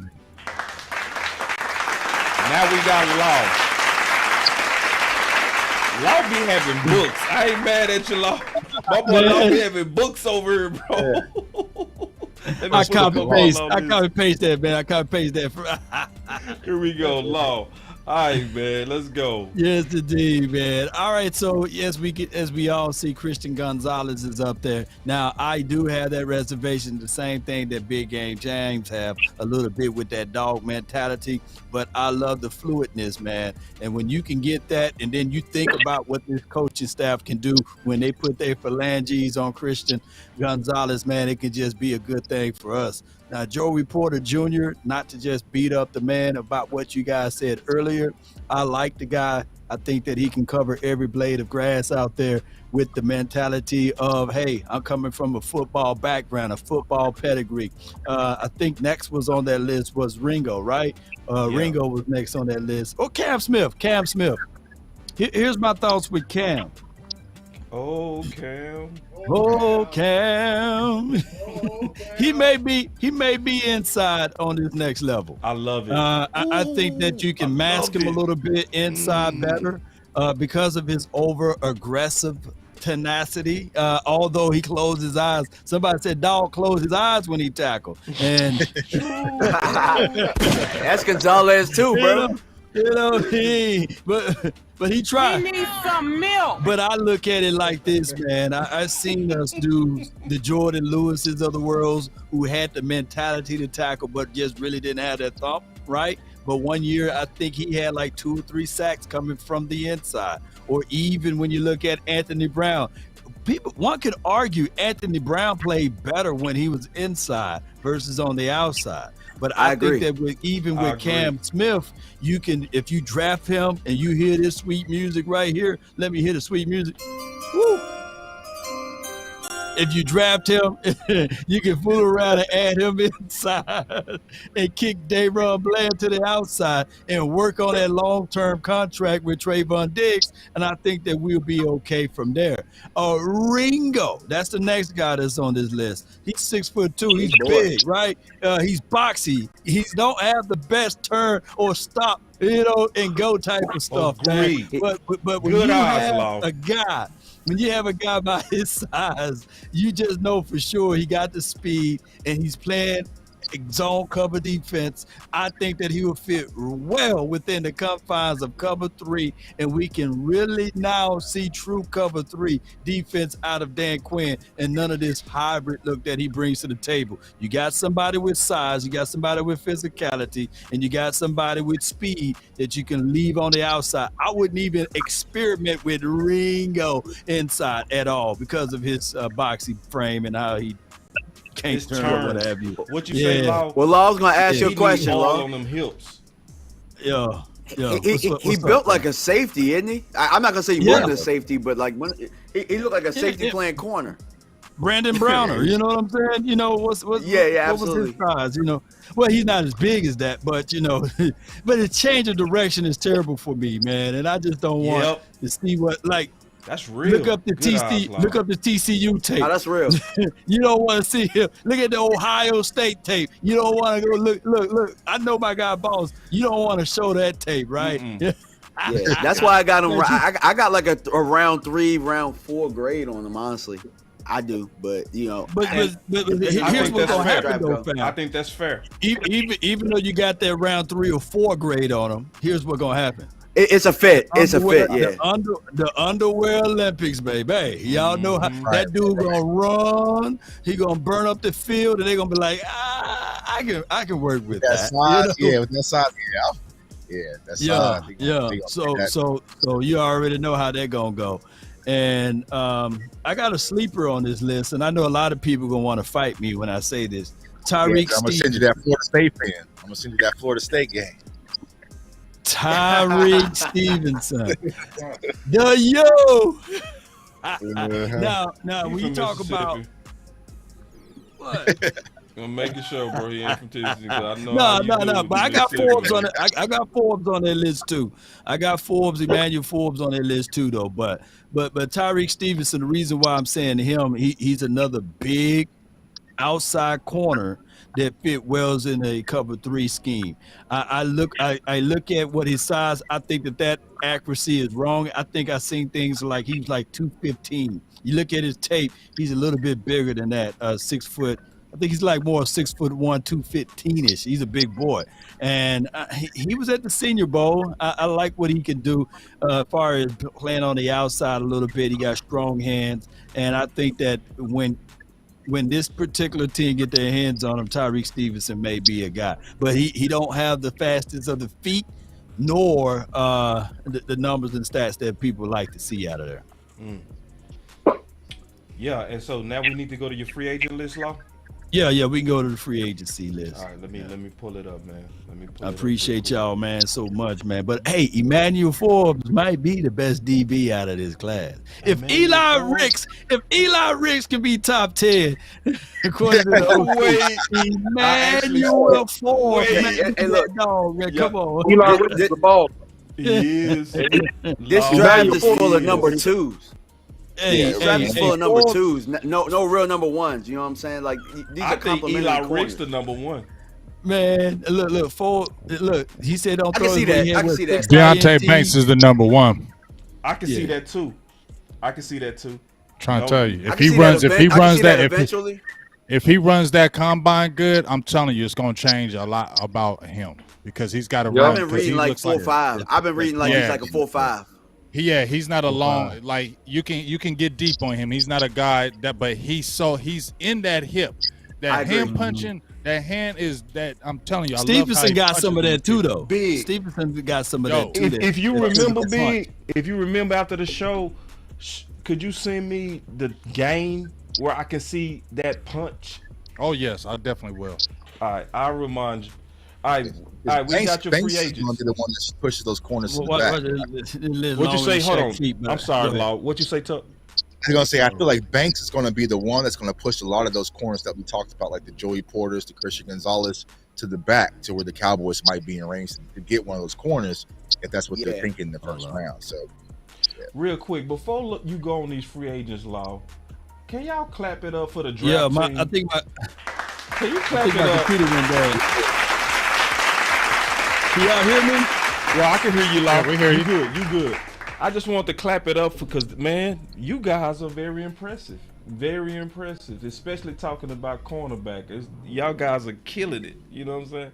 I ain't gonna have nothing to say when I get to my list. I'm gonna be like, they said. Well, hey, the teacher was on. A teacher was on. He said, "Hey, I need this by this week. I need that. I need to get it. Need you do that now. Don't be slipping." So when the teacher got on us, we had to make sure we had to do it right. Yeah. Y'all been on it though, man. Y'all boys sent me y'all list early. Y'all did all y'all homework, had all the videos. I said, damn. And to be honest with you, I like doing it this way because it keeps me in track. Because I'll be scouting linebacker here, a corner there, a wide receiver. I'll be all over the place. So now I know. Yeah, absolutely. You can hone in on one thing. Yep. And I think it hones in the audience too, because like in the next 2 weeks we gonna start doing simulators.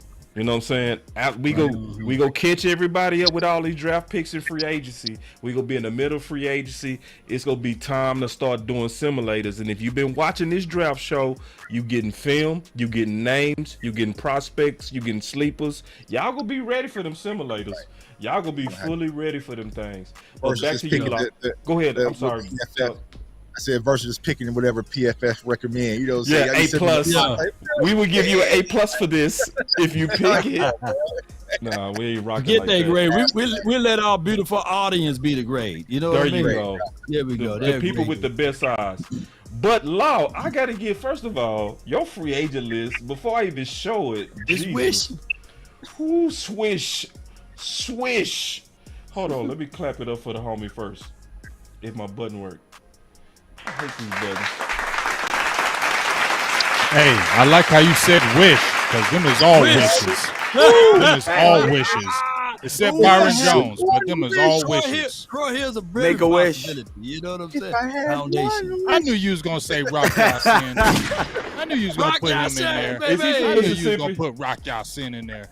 He's available, man. Sure. If you don't bring back I know. Brown. Oh, he ain't bad. He young too. Yeah. He young too. Yeah. And Troy Hill, I know you like him big game, Jay. Troy Hill. Yeah, Troy Hill. You got Marcus Peters on that list. All right, so let me break this down. Marshawn Lattimore, we do know that the Saints are $60 million over the cap. They're going to have to figure out ways. We've seen Tennessee just got rid of a few guys, Robert Woods, Tyler Lewan. Hey, I got to pivot just right quick because the OC is too quiet. Do Tyler Lewan got anything left in that tank, the OC? You got to be careful. OC, man, he'll walk off. Taylor Lewan. OC probably walked off. Let me see. He probably gone. My bad. You know how the OC. Look. You see, look.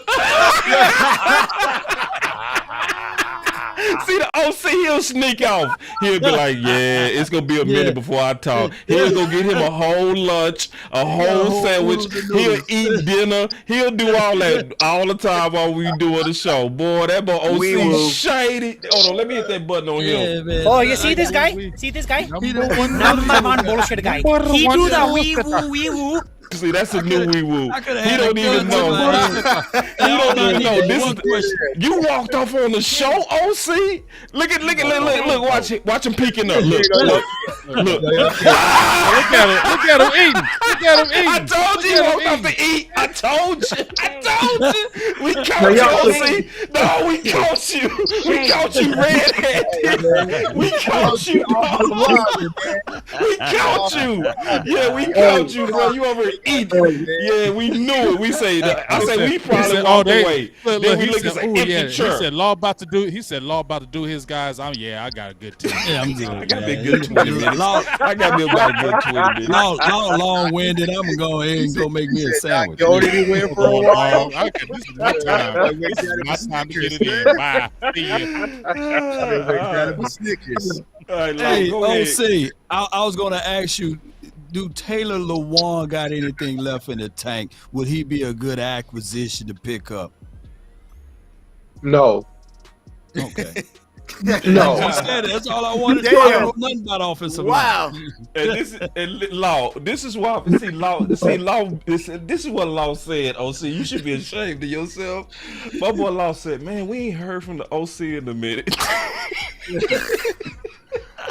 trying to look out for you, OC. You done snuck off and ate dinner, bro. That's boy. No, I didn't eat dinner though. But I did warm up my stuff though. I'm good though. I'm ready. Oh, you see this guy? See this guy? He's the wee woo. Number one bullshit guy. He do the wee woo. All right, Law, go ahead, Law. Go ahead, bro. All right, so my analysis on this Make-A-Wish Foundation list over here. That's what it is, a Make-A-Wish Foundation. It is a Make-A-Wish. Upon a star. I like it, Law. I do. I like your list, bro. Yeah. We need to have that drop, man, because man, I would throw away all of the DBs we talked about today if we could get Buster Lattimore. Yeah, you I know agree. what I mean? And Everybody sell my spleen. Law, what happened And to you your get- spleen? I gave it away. And you get rid of Zeke, right? There it is. Wait. There it is. I talked to Zeke and Tyron off that cliff for that Infinity Stone, bro. Bro. I'm pushing the roll buttons over here and everything. Hold on, let me go find the button for DMV. Oh, hell no. Yeah, no, man. So you not getting rid of Zeke for that Jalen Ramsey, bro? Man, we not gonna start that debate again. Y'all already. Don't you know now? Already. Howie Roseman did a great job last year of cutting Fletcher Cox, right, and then bringing him back, right. I think the Cowboys can do something similar to free up money, even with Tyron Smith, because I heard that you can save about 17 to 10 to 17 million dollars by cutting him, and that's a lot of money that you can go out there and grab somebody. Do you think that would happen with Tyron Smith? You can cut him and just bring him back? I'm scared. No, they're not gonna cut him. They're not gonna cut him. The only thing they would do with Tyron Smith is try to restructure and just make sure he retires a Cowboy, because he already said that if you make him play for somebody else, he's not going to play for another team. He's just going to retire. So he's came out and he said that. So I think that the Cowboys would just probably try to restructure, push his money a little bit further down the road to open up salary cap space. But the number one thing they need to do, and not to derail this conversation, is they need to go ahead and extend Dak Prescott, because Dak is $49 million against the cap, and that is the largest lump sum that will really keep you bottled up, right? You got four main guys you got to pay. You got Tank Lawrence accounting for $26 million against the cap, which is ridiculous at this point in his career. He should not account for that much against the cap with his productivity level. You got Zeke Elliott. You got also Zach Martin accounting for $16 million against the cap, and then you have Ezekiel Elliott accounting for about $12 million some odd dollars against the cap. So, you know, you got to deal with several players, man, to make sure this thing all goes well. And you need to really look closely at what you're going to do with Dak Prescott. And I would just try to extend him now and push his money down the road. That's the smartest thing to do. That will free up the most cap space. Who been more productive in the last 2 years? Zeke or Law? Zeke. Law. Oh, wait. I got OC thinking now. He thinking. Wait, no. I'm gonna go with Zeke. I'm gonna say Zeke. I'm gonna go with Zeke. I'll say Zeke. Ooh, this is getting interested. This is interesting. I like this fight. How about I should have did y'all two like that, man. I'm just throwing it out there. No, that's a good question, though. He's thinking real hard. And I like where you're going with that, Law. I like it. I love it. I don't like it like you say. I love it. You know what? I don't think this is purely about productivity. It is, but it isn't. See, if you say productivity alone, that's an isolated, triangulated argument. You have to say productivity in conjunction with the amount of cap space you take up in your salary, right? It's not just the productivity by itself. It's the productivity in relationship to the amount of money you're being paid in the contract, because you're paid huge money for huge production. And the reality of it is that the Cowboys had not got huge production from Ezekiel Elliott. Stop. And so the last couple of years. No, the last couple of years. So you falling right into my trap. You falling right into you falling right into the Your trap is fool's gold. Because if you it's fool's gold. Boy, that's cap. Get him, OC. Get him, OC. Oh, hell no. I'm loading up the clips now. You better break the debate back up. I'm sick of this cap. It's getting overwhelming. Post your list, man. Post your list, boss. 15. Hey, Tuck. The fake news. Zeke averaged 50 yards a game. He's making 16 million. 16 million. Yeah, bro. 50 yards we are a game. fourth. We are fourth in the NFL when it comes to the running back position in salary. Fourth. Yeah, we gotta cut that price. I agree with that. So y'all gonna think that Zeke is gonna cut his price and y'all want to increase his value to what, 20 carries a game? That's what you and Okoye said last week. And he's about I actually 20. listen. Do you know what I want? We gonna get a whopping 40 yards. Whopping 40 yards. You know what I really want? I want 3 backs. I want 3 backs. At league minimum. Y'all gonna make me some chicken, man. No, you gonna make me some chicken. I'm talking about it ain't no. Now it's time for law. You do. You Now see it's what you time did? for Law, law you see to what you did? karate-size, yo. He said now it's time for law to karate-size you. You know what I mean? So this team, franchise tag law twice, right? Yep. That counts a lot against the cap. But what if I told you that the only time they had cap relief against Law was in the year 2020, but since then, he counted more against the cap than anybody on this tape. In 2021, he counted $25 million against the cap. Ain't nobody close to him. And then in 2022, he counted, let me see what that number was. He counted $14 million against the cap. And now, the year 2023, let me update it again.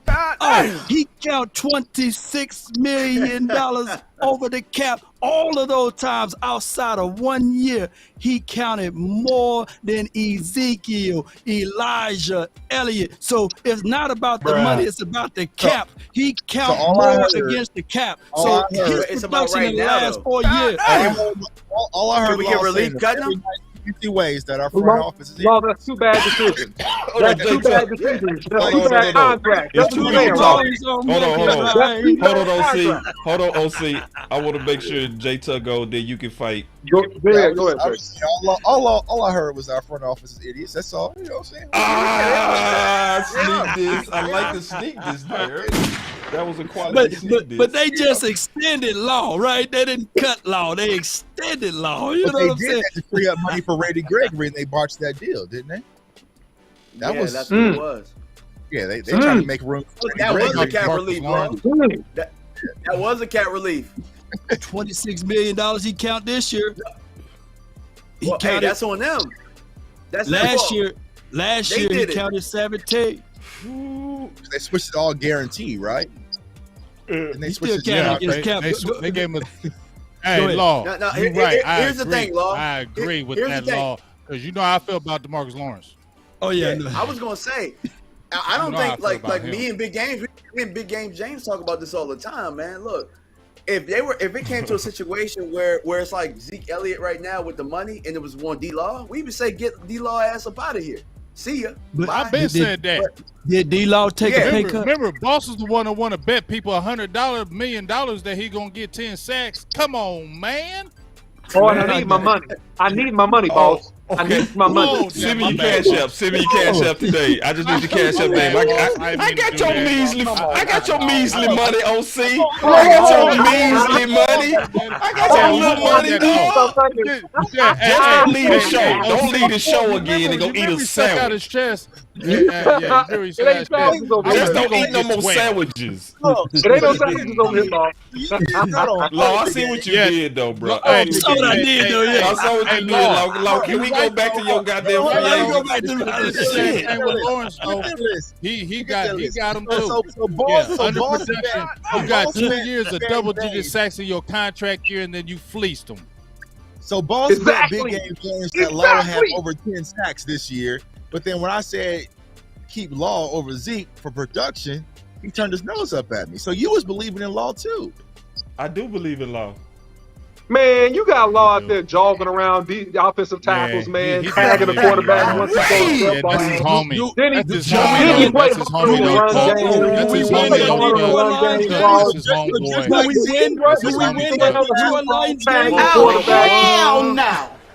Do we win that Detroit Lions game? Come on, man. You got to do $26 million, man. The dude got 6 sacks, man. You got to do $26 million, man. It's bad contract. Bad contract city, man. That's what you're talking about, Law. That's what you're talking about, Boss Cowboy. It's bad contract. Y'all better get off the Law, man.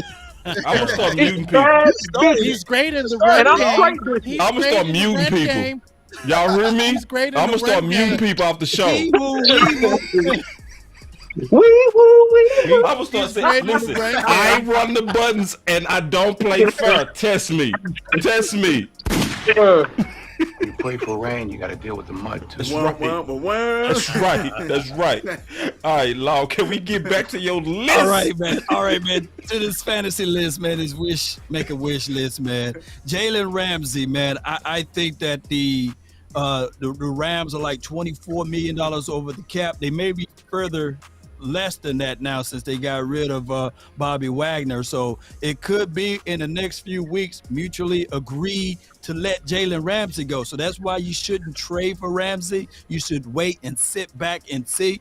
I know, I get it. A lot of people look at Ramsey on some of the big plays that he gave up or what have you, but I'm looking at as it relates to this particular defense, a cover 3 defense. If it's anybody that's close to a Richard Sherman, not calling him Richard, but it will be Jalen Ramsey in this style of defense. I would like what he brings to the table. I think that Jalen Ramsey will be a plus for us. Now, if you want to look at a poor man's Ramsey, if you want to look at a guy like that, that will be Byron Jones. He will be a poor man's Ramsey on this particular team, but you don't have to worry about the big plays given up, because this is what my guy Byron Jones do. He will cover the hip. He will be there. He won't give up the big plays, but he won't give you the INTs. He had 4 interceptions in his career, but I will tell you, he will be a better asset to us juxtaposed to having Anthony Brown back for a cup of coffee, right? Yeah. So I look at it like this, and then you can tell Bland, stay inside, dog. We don't have to have you to travel on the outside, and we will have Diggs on one side, my guy Byron Jones on the other side. That will be phenomenal for us, and then we can focus in on the center of the field, and that will be maybe a big defensive tackle, Drew Sanders as a linebacker or somebody like that in the draft, or whoever we go in the draft, and we can work it out from there. All right, so who else I had on that list? You got Marcus Peters, Troy Hill, Anthony Brown, and Rocky Sink.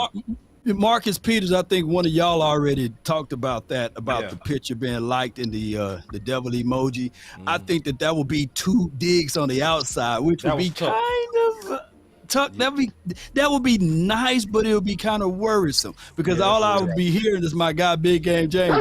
Like, these motherfuckers don't want to tackle, man. I can hear Big Game James being mad, man, and then I'll have to defend Diggs, and then me and Big Game James fighting every week. So, hell no. That would be too much of the same, man. I need somebody that can counter, balance that out. Even though Byron Jones may be considered as a guy also that don't tackle, but I think that he tackled a little bit better than Marcus Peters. All right, and of course Troy Hill, we need help inside. He'll be a good situation for us to bring in to help out with that. And then I have, believe it or not, Anthony Brown. I like I didn't know that type of injury is that gruesome, DOC, of coming back, but I'm looking at it like this. A new broom can sweep the floor good, but that old broom can get those corners, and he knows this system. And Al Harris don't like Anthony Brown. He loved Anthony Brown. So it could be a situation where now he would be the teacher out there on the field for training camp, and training camp is long. Rock Ya-Sin, I think that he's young. I think that he will be a good guy for this particular system because of his length and because of his skill set. It'll fit right into the mold of what Al Harris, Joe Witt Jr., as well as Dan Quinn will try to do. So I think that will be my free agent wish list for right now. All right, it's my time. Well, Anthony Brown could get a lot of dirt, or he could miss a lot of dirt because he got too many bristles missing because he's an old utensil there. So there's two ways to look at that. Go ahead, boss. But the OC before the boss go, the OC, you wouldn't be mad if you give him an LVE's type of contract, would you? I would not. No, it has to be cheap. As long as it's cheap, I'm good. Yeah, cheap. I'm cheap. Likely to be It's good. cheap. Yep, I like it. All right, man. So, oh damn, I got to get the whole effect. Look, no, I'm gonna get the whole effect. Yeah, spin on in there, boss. Spin, oh, man, spin, boy. I thought spin. Do that again, man. I got you on something right here, man. Hold on, I got you right here. Spin a Rooney. Boss Cowboy, early wish list. Let's go, man, because this is supposed to be the position I play, so I'm supposed to represent on this show. All right, so Christian Gonzalez, I actually moved him from 1 star to 2 because I went and watched his Georgia tape, and I, looked at some tape where I had some problems with his tackling, but when I looked at the Georgia tape, I actually was impressed. Now we talked about how he was getting pushed around, but when I watched him tackle, it was a little bit better. And then he was going against a whole team of dogs. So as I watched him going against a whole team of dogs, I try to see, are you the only one that's kind of doing your part amongst dogs? Like, watch this tackle right here. Well, actually, he missed that tackle, which that was a harder because he was taking a hard angle. But, so I would definitely give him a wump on that. But going forward, I saw him doing pretty good, especially going against a team and a national champ. So we already kind of went through this film. I'm not going to go through too much, but I just want to kind of highlight his tackling a little bit, just a little bit. So y'all just be patient as I kind of showcase some of this stuff. So this is, right here. Ooh. You know what I'm saying? He got him on the ground. And we already showed these plays where he bullied this receiver, and then they got wind of it, and then they was like, nah, bruh, we ain't gonna let you do that. And then they came back and they started giving him that business. You know what I'm saying? But looking at his coverage, I see what Big Game James is talking about, where he's so athletic and he looks like the prototypical first round type of corner. And I see what the OC talking about, where you can see just the athleticism in him to where, like what Tuck say, somebody go say they can coach him up. That right there, that look real pretty boy right there though. Just keeping it real. Yeah. That look real pretty boy. That's gonna make people kind of say that's Diggs-ish, but I love this tackle. Saved the touchdown. I loved it. And he had to do it coming off a block. You know what I'm saying? So I'm trying to imagine him with the Cowboys having a lot of talent around him, and I do see him doing better. You know what I'm saying? Looking at another angle at this tackle, I just really loved how he played. It wasn't a perfect game, but it was a good game to me, especially going against the Natty champion boys. All right, so let me go to my next people on the list. Don't laugh, but I'm going to keep it real on what I say. Jatavius Martin from Illinois. Now, I'm not saying he's a top draft guy, but I like his versatility. He played a lot of nickel. He played a lot of safety. If y'all don't know who he is, y'all make sure y'all go look him up.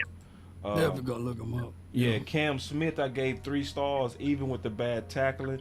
The reason why I gave him 3 stars, and I hardly ever do that with bad tacklers, is because I feel like he'll be an ideal fit for what the Dallas Cowboys need, and that's nickel, right?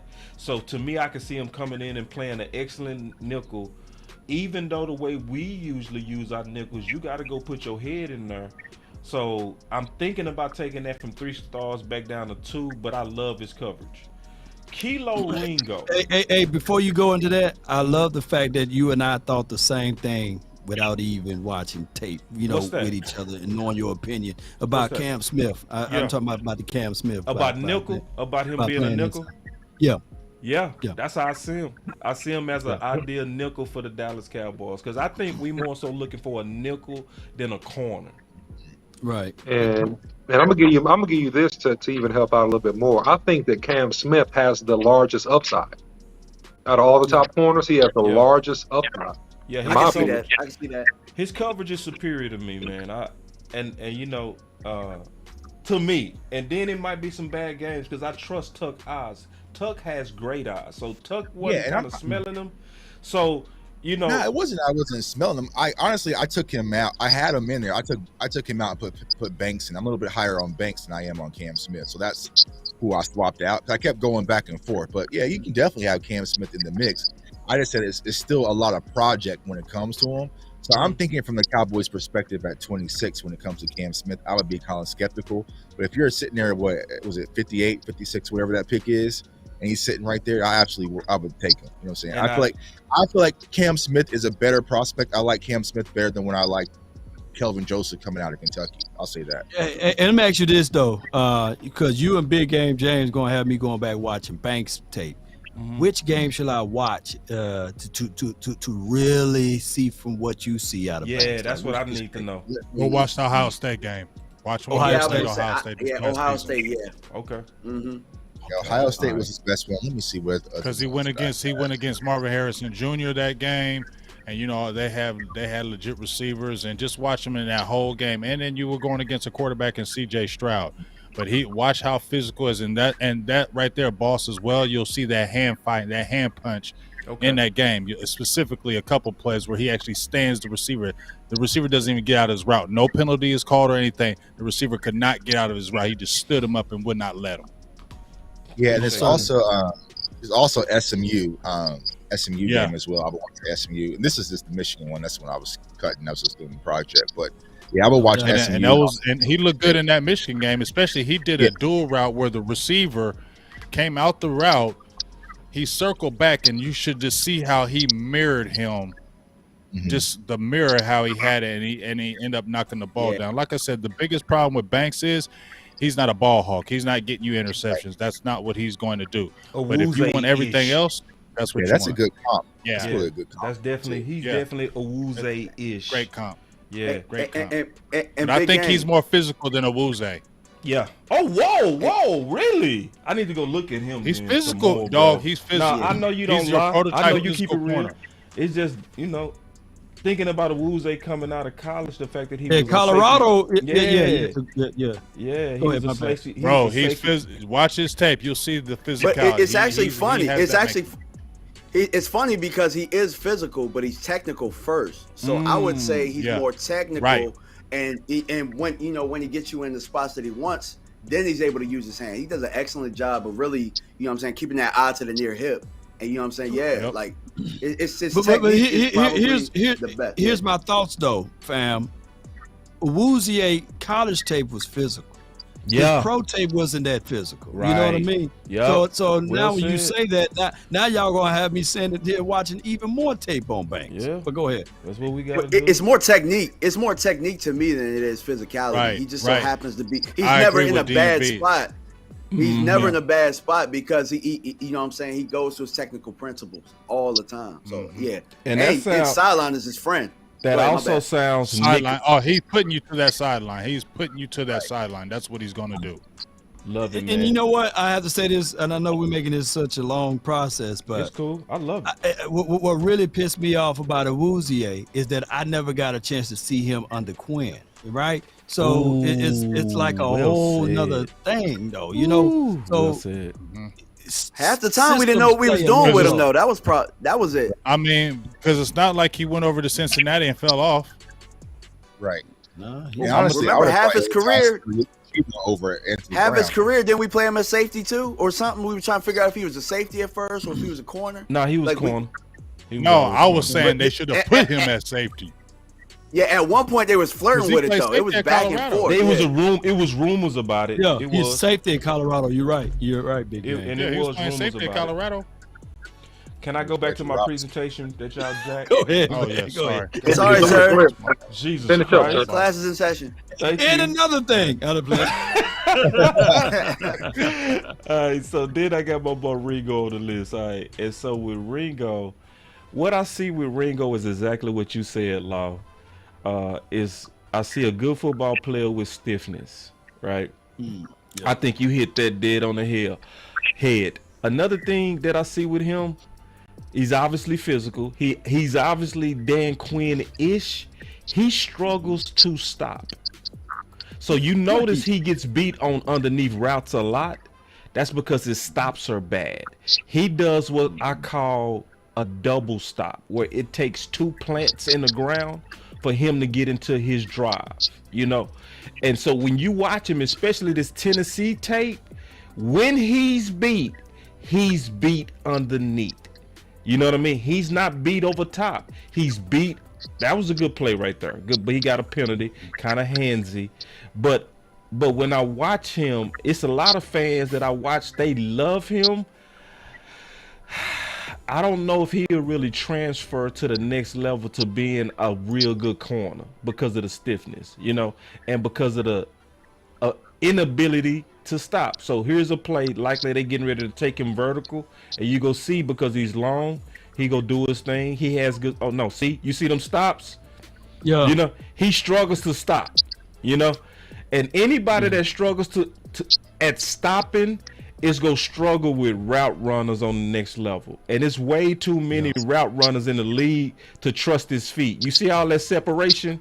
That's from a lack of stopping. Yeah. You know what I'm saying? So when I'm breaking him down, but he got stiff hips, bro. Yeah, he's stiff. Yeah. But see, look, vertical, he good. You see, on vertical stuff. That was on Hyatt, wasn't it? Nah, that was on Hyatt. Nah, that one on Tillman. Hyatt. Tillman. That was on 4. Tillman. Yeah. So I like Tillman, yo. But vertical, he good. I like him too. Yeah. Tillman, he a sleeper. But so here's another one where you go see him struggle to stop. You know, so when I'm looking at corners, I'm looking at how you stop. It's all this clear separation on him. Imagine him going against Amari. Oh my God, bro. Oh my gosh, man. Oh my God. Amari. Oh yeah, the blender. Oh man. Or we can pick so many receivers that he would likely struggle with. You know what I mean? Well, what about big nickel roll? I don't think his frame will hold up for the big nickel, but I like your idea. I just the value would just have to match him. Like you don't want to reach value for him. I agree. You would have to get a value and then, you know what I'm saying, develop him over time. You know what I'm saying, where there's no pressure. You can correct that too, BMV. You can correct that. You can correct what's going on with that stoppage. He need about 6 months of jump rope. 10 minutes every day. OC, can you talk about that real quick? Look at OC eating. I'm good. I count you eat. No, I'm messing with you. No, but I'm good. You smacking and everything, lips greasy. No, but can you talk about that jump rope regimen? No. So listen, salute to Boss Cowboy on this, because when me and Boss Cowboy were in college, he was a guy that was really, just with his advice, single-handedly really increased my game greatly. Because my last 2 years in college, I gave up 1 sack, and it was because Boss Cowboy saw me in the practice. He said, "Hey man, you need to make your feet quicker." And so I started jumping. He said, "You need to jump rope." So I started to jump rope, and I only did it like 3 to 5 minutes a day. That's all. But after a couple months, a couple months, man, it made my twitch and my ankles and my calves so much faster. So I never got beat on speed rushes after that. So that rope does help your quickness, and really what it's doing and I'm just being technical because I read some studies about it, because that's the kind of person I am. It develops the small muscles in your feet. So when you train the small muscles in your feet by being on your toes, it makes you quicker. And so that's what he needs. Absolutely. It really works too. It's like, so you can fix him, to your point, DMV. I agree. You could fix everything that we seeing. It would take about 5 months though, to the OC's point. It take a while for that twitch to really kick in, but you got to train it. You got to train it in your feet. So anyway, let me go back to my list. I ain't gonna be long, but I want to really break him down because I see a lot of hype on Ringo. I'm still giving him 2 stars, but I like what you said, DMV. It's gonna be the value location. Joey Porter, I might need your help on that, Tuck. I'm not high on him. I'm not high on him yet. So when we get off the show, refer me to some films that I need to go look, because you know, I want to make sure I'm not missing him. You know what I'm saying? So I'm gonna need your help on him to be. Now he made the guide. He's in my guide, but my notes on him wasn't the best. You know what I mean? And I want to just make sure I'm looking at enough games. Appreciate that. Just don't watch that Ohio State tape. That's probably what I did. That's probably what I did. Everybody burn that Ohio State tape. Every like, don't watch Ohio. Hey, Boss, now, Banks, we're telling you to watch that Banks. No, we're telling you to watch Banks on Ohio State. But don't watch it on him, though. Go ahead. The thing about Joey Porter Jr. really is he more of a football player than he is a corner right now. I think that, obviously he's going to work on technique and somebody's going to coach him up. But I actually wrote my notes. I could see him switching to safety later on with his frame and everything. You know what I'm saying? That's what I saw, man. He's not really big though. I mean, he's 6'2", but he ain't big 6'2". You know me? So I can see where they got him at 194, but you act like they could. They could. I mean, over some years, you could put some peanut butter. I mean, like I know. I'm just saying to your point where I think he would be more of a safety type because of his. If you look at his frame is built. He built like he could transition to a free safety. And see, that's the thing with this year's class. I feel like if you put these players in last year's class, we're looking at a lot of 2nd round, 3rd round prospects. Facts. You know what I'm saying? So that's the hardest part. Because like I said, even with Witherspoon, it's a huge boom or bust. And the same thing with Joey Porter. Because like I said, he is extremely grabby. I think he was the first corner I broke down on my channel. So I did the full breakdown on him. But it's like a lot of hands, a lot of bad placements. You know, it's just like, what's these all options we got? You know what I'm saying? Like, they ain't no play. You know what I'm saying? Like, I don't think Witherspoon gonna run well. I don't think he's gonna run well. That's why I think he's gonna drop down a little bit. Watch that underwear Olympics is gonna tear up everything. That's what I'm saying. Like, they got him up here now. Somebody gonna go past. I think we'll have a shot at him or close to it, and maybe 58 or something. I don't think he's gonna run well. None of y'all had Darius Rush out there, huh? On the list. Nah. No, I haven't gotten to him yet. And that don't mean my list right yet. I'll go take another look. You know, especially when I'm gonna write that down y'all. I'm taking notes as y'all talk because I want to be super solid on these dudes by draft day. And when y'all see something different, I go take another look. I really do. Yeah, I ain't see nobody had DJ Turner. Hodges Tomlinson was the player I looked at film wise, and my eyes lit up. But it's just he's just short. You know what I'm saying? So that's short. Yeah. And that's what Clark Phillips was for me. You know what I'm saying? He's short, little guy. That's my pet cat though. To be honest, my pet cat.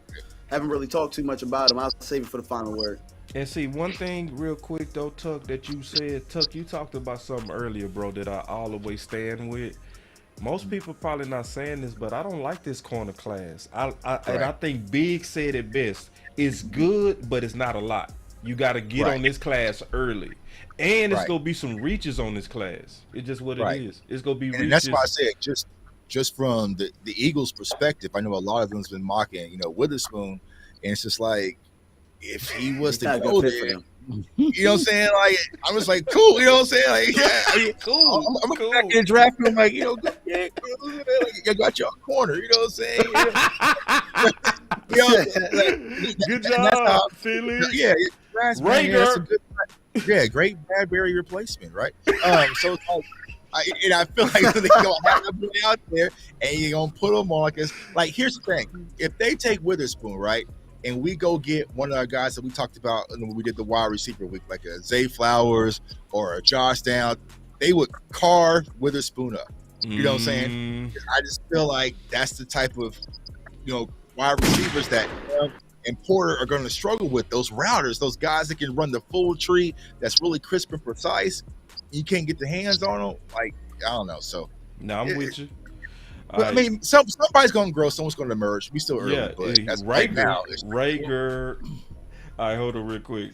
And I won't Philly to do that because I'm so sick of hearing they got the first round.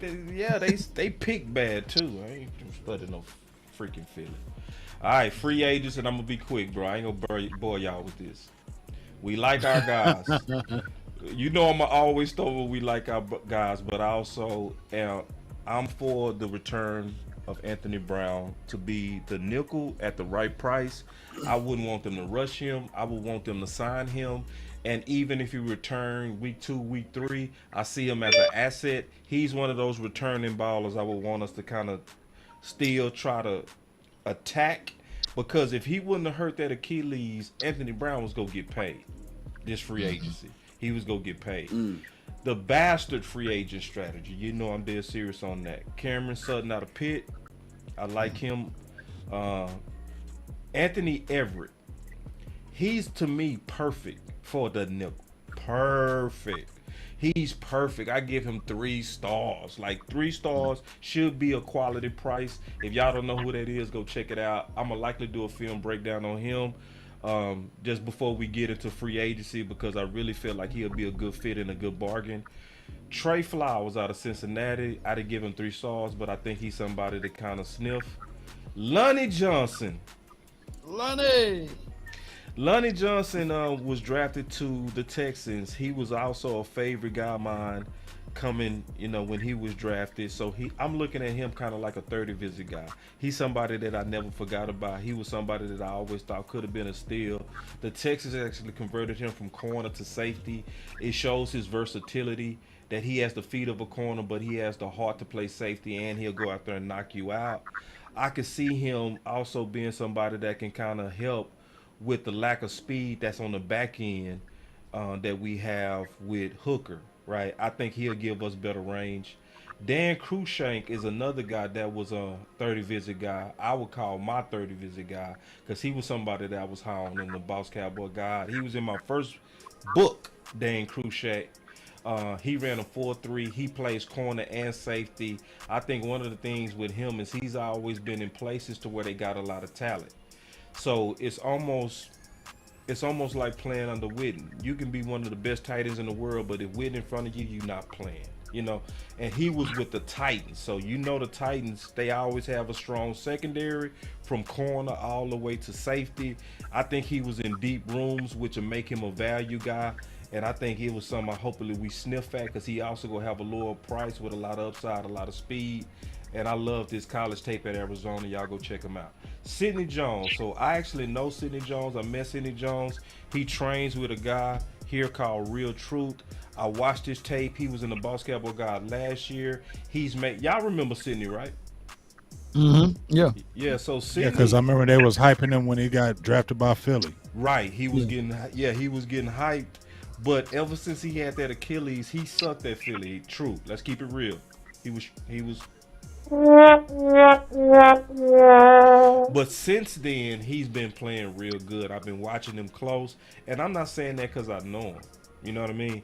I'm saying that because I watched him, and then also I watched him also grow personally, because I watched him train in the summer, and I can see a hunger in him that I didn't see originally in him, and I think he could be a value guy that we can get in here for peanuts, and he would be a Marshalls because he was a former great. Fabian Moreau, playing for the Giants. Y'all know who that is. That's a good one. I was thinking that's a good pick. That's a good one, boss. Yeah, because I'm thinking of nickels. Yeah. You feel me? I'm thinking of nickels. He would have been a good nickel. You know what I'm saying? He 4-3 guy, played good for the Giants, and he's somebody that's also gonna have a value price, but he has freakish speed. So in my free agent list, I like these guys. I think these guys could really come help the Cowboys, and it fits, in my opinion, Stephen Jones' cheapness. So that's my list when I'm looking at my free agents and my draft, so we can get into the final words. Law, I'm gonna start with you, sis. You know how it go, man. We want to make sure that robot No doubt, man. Hey, everybody, as long as we continue to do this, man, the more and more information we gain together, and I've learned a lot today, and I hope that you guys took notes that's watching in the audience, and know that none of these guys are finished products, that everybody is going to be better than what they were in college, and better than what they were yesterday or what have you. So it's all about, building upon each other and being 1% better each day so that you can be in the right spots and places for the season and when it kick off. That's my thoughts, man. That's my final word. Let's go, Cowboys. 3, 2, 1, drop it. And remember, you're listening to nothing but the best. Those grills, drop it hard. Let's go. It's time to do. Yeah, so my final word, man, we probably kicked off this show around 8 o'clock, 8:30, and it's almost 11 o'clock, so almost 3 hours full of content. 12 here. 12, you know what I'm saying? But it's like, Are you serious? He always wants 12. to But what I was going to say, you know what I'm saying? On the positive, it shows the power of what we're doing right now. Film, breakdown, analytics, free agency, and honestly, we could keep rocking if it was like a Friday night, right? So it's like, I just want to thank y'all, man. This is the most fun I've had covering the draft. It's a blast, man. It's really put me in my zone. I'm locked in each and every week. I hope y'all who are watching the channels enjoying it, but it's really bringing out the best of me because I want to bring things up to a higher level because I know y'all going to bring it. Yeah. And it's just all lifting our community, what it's all about. So I know a lot of people were talking about the video that they saw.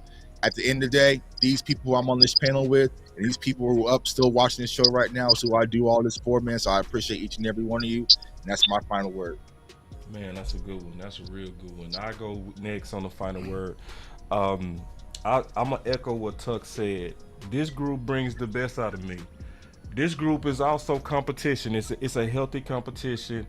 No, it's no way that we not gonna take this serious. We all know that we independent, but we also know that the healthy competition is where we are all taking it serious in terms of our list. We do not talk. The only time I get their list is the day of, and then we compile it and we talk about it. I also love the fact, to Tuck's point, to where we really combining our talents to really debate some of this stuff out. The Zeke stuff, even though we having fun with it, is real. It is real.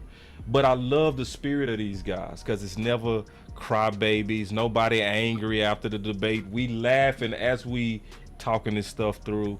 So hopefully y'all seeing the value of the Final Word Draft Show. It's gonna get better and better. Me and Tuck talked about it. We said it was gonna take about 3 weeks to hit his groove. We right now at week 3. So man, my final word is y'all continue to stay with the Final Word. I know it's the best draft show, and it's gonna get even better. We are building also up to draft week. This is the place you gonna want to be. This is the place you gonna want to be. This combining of the channels, you want to be here because first of all, we gonna have television access. J Tuck is gonna be giving us access out there. So as we doing what we doing and guys being drafted, we gonna be able to stop and pause and view people on the podium with J Tuck. That's amazing. That's dope. You know what I mean? So, and then obviously we stockpiling all this film from all these shows. You know what I mean? So when people get drafted, we gonna be able to educate people that's new to this. You know what I mean? On people we've talked about before. So I'm super excited about what's going on. That's my final word. Yeah, guys. So listen, here's the exciting part about this whole draft season. This is where, in my opinion, the Dallas Cowboys really shine. In between this time and training camp, it's the strongest thing that the Cowboys do. We're the best at drafting. So if you guys want to know the latest, the greatest, the possible picks, man, you guys just want to stay with us. And also, don't forget to follow every single channel, J-Tuck, DMV, Law Nation, Big Game James, and obviously Boss Cowboy Sports, man. So, hey, sharing is caring. Liking makes everything right. And, hey, comment if you care, all right? So that helps us grow and push the movement forward. That's my final word. DMD. What's up, man? First and foremost, I want to thank you gentlemen for having me on here. It's an absolute honor. Like you talked about, keeping the craft tight, being with you gentlemen every Thursday and talking through these prospects has had me, go into depth and have crazy notes on each and every one of these guys that we kind of talk about, to the point that I'm just able to regurgitate it like without nothing. But I have on good faith too that inside the building, just like everybody else, a lot of content creators are watching what we're doing. People are going to write articles, but inside that building, they are watching what we're doing. Facts. So I not only do I have the honor of sharing the platform with you guys, but we're doing something so groundbreaking that we might even be able to influence that draft inside the building. And we're all about, as a group, making the Cowboys better. So Facts. I feel great about that. Appreciate y'all for tuning in, and we're going to keep it coming. Let's get it. Big, you last. Oh, man. Well, hey, I appreciate all y'all. I won't be long. I just want to appreciate all the guys that just to echo everybody. I'm not trying to just piggyback, but just to echo the realness of it is it really makes you be on point with your stuff. And I think that's what I like about this more than anything else is that, before I've done drafts, and yes, I always studied, but I feel like this has made me study even harder. This makes me look at my stuff even more because I don't want to come in. I'm gonna keep it real. I don't want to come in slacking. I don't want to come in looking bad. You feel me? I don't want to look like the one that looking bad. Like, damn, that's all you got, dog. I don't want to look like that. So that's, you feel me? So that's put me all on my toe. You know what I mean? I don't want to be that guy. That's real. So I really appreciate that because I feel like I'm coming against some guys that are really knowledgeable in this game, really know what they're talking about. So it really makes you step your game up, and that's what I really like about this more than anything else. And then when you got all of our collective minds together, just like Boston was saying, I think this is groundbreaking because of the panel. We have 6 guys on here that are putting in work. And so when you guys are listening to this, you're hearing all kind of views, and we're going in depth. I mean, we went totally in depth on all these positions. And by the time we're done with all these positions, man, I think this is going to be great for the community. And just that, like DMV said, people are ghost watching all the time. And they see the passion that we have, and hopefully that we can continue to make waves. So like I said, we can make a difference in these streets. And I think this show right here is going to show and prove that as it continues to grow. What we doing next? What we doing next?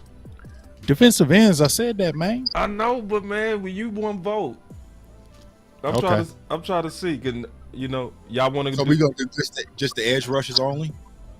Or do we put it together, edges and DTs? Do we put them together? That's gonna be long. That's gonna be a little bit tougher, I would think. Okay, edge rushers, man. You gotta break them up. Edges. Yeah, we'll leave it at edges, which is also outside linebackers too. We go put both of those. At least we'll put those together, outside linebackers and edges. All right. Man, I can't wait to do the offensive line. That's the one I can't wait. I can't wait to. I can't wait till that. I'm just gonna listen to OC and take all his stuff. Yes, indeed.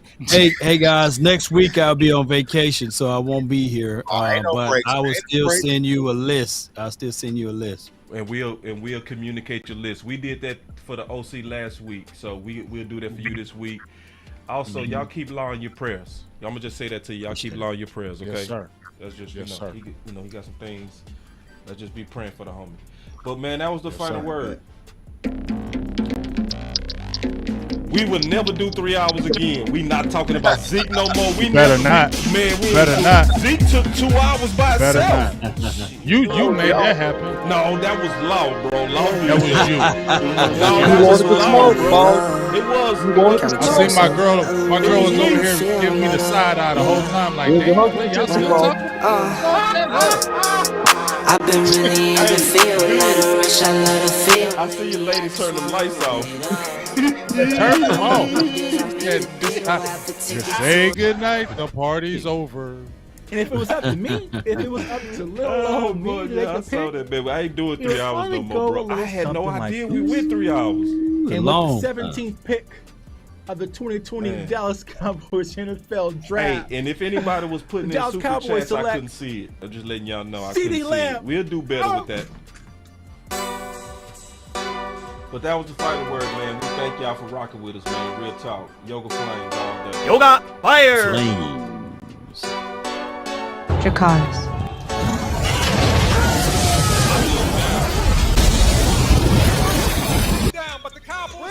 Boss could be a trade down here with Justin. We got to trade. We got to trade. We got to trade. I said this is the place to move. We were just sitting here talking Justin Fields. I said it loud and clear. This is the place to move down. Go hard, or go home. Go home. Go hard, or go home. Go hard, or go home. Go hard, or go home. Touchdown like the end zone. When the circle turn to my home, can't get me out of my Yoga zone. Fire. Yoga Fire. Yoga Flame. Rush defensive end, right? If you draft him and you put him on the end, turn him into another. That was legendary. Let him rush the quarterback, get upfield, and create damage to the other opposing offense. OC said that before anybody. Yeah, this gotta be Parsons. That was dope. Parsons the best player available. Other people said it, but I'm just saying it was impressive that he said that on draft night. In my head, That I'm was top impressive. 10, yeah, that's hands down. You a squad, now you're looking man down. Funny how foes turn to friends now. So the Cowboys just selected Jake Ferguson with pick 129. Hey, I'm good. I love the pick. I love the player. I know that a lot of people will say that this is probably a reach. This is about where I had Jake Ferguson. This boy gonna be really nasty. I agree. I was just thinking, DMV, that this video gonna be dope. He can run routes. Next year, he can actually make people gonna be like, damn, DMV was on. You know what I mean? Yeah. They gonna be like, damn, DMV was on. Yup. We just gotta see him play, and then I think it's gonna go crazy with him. Go hard, or go home. Go hard, or go home. Go hard, or go home. Go hard, or go home. Touchdown like the end zone. When the circle turn to my home, can't get me out of my zone. Go hard, or go home. Go hard, go.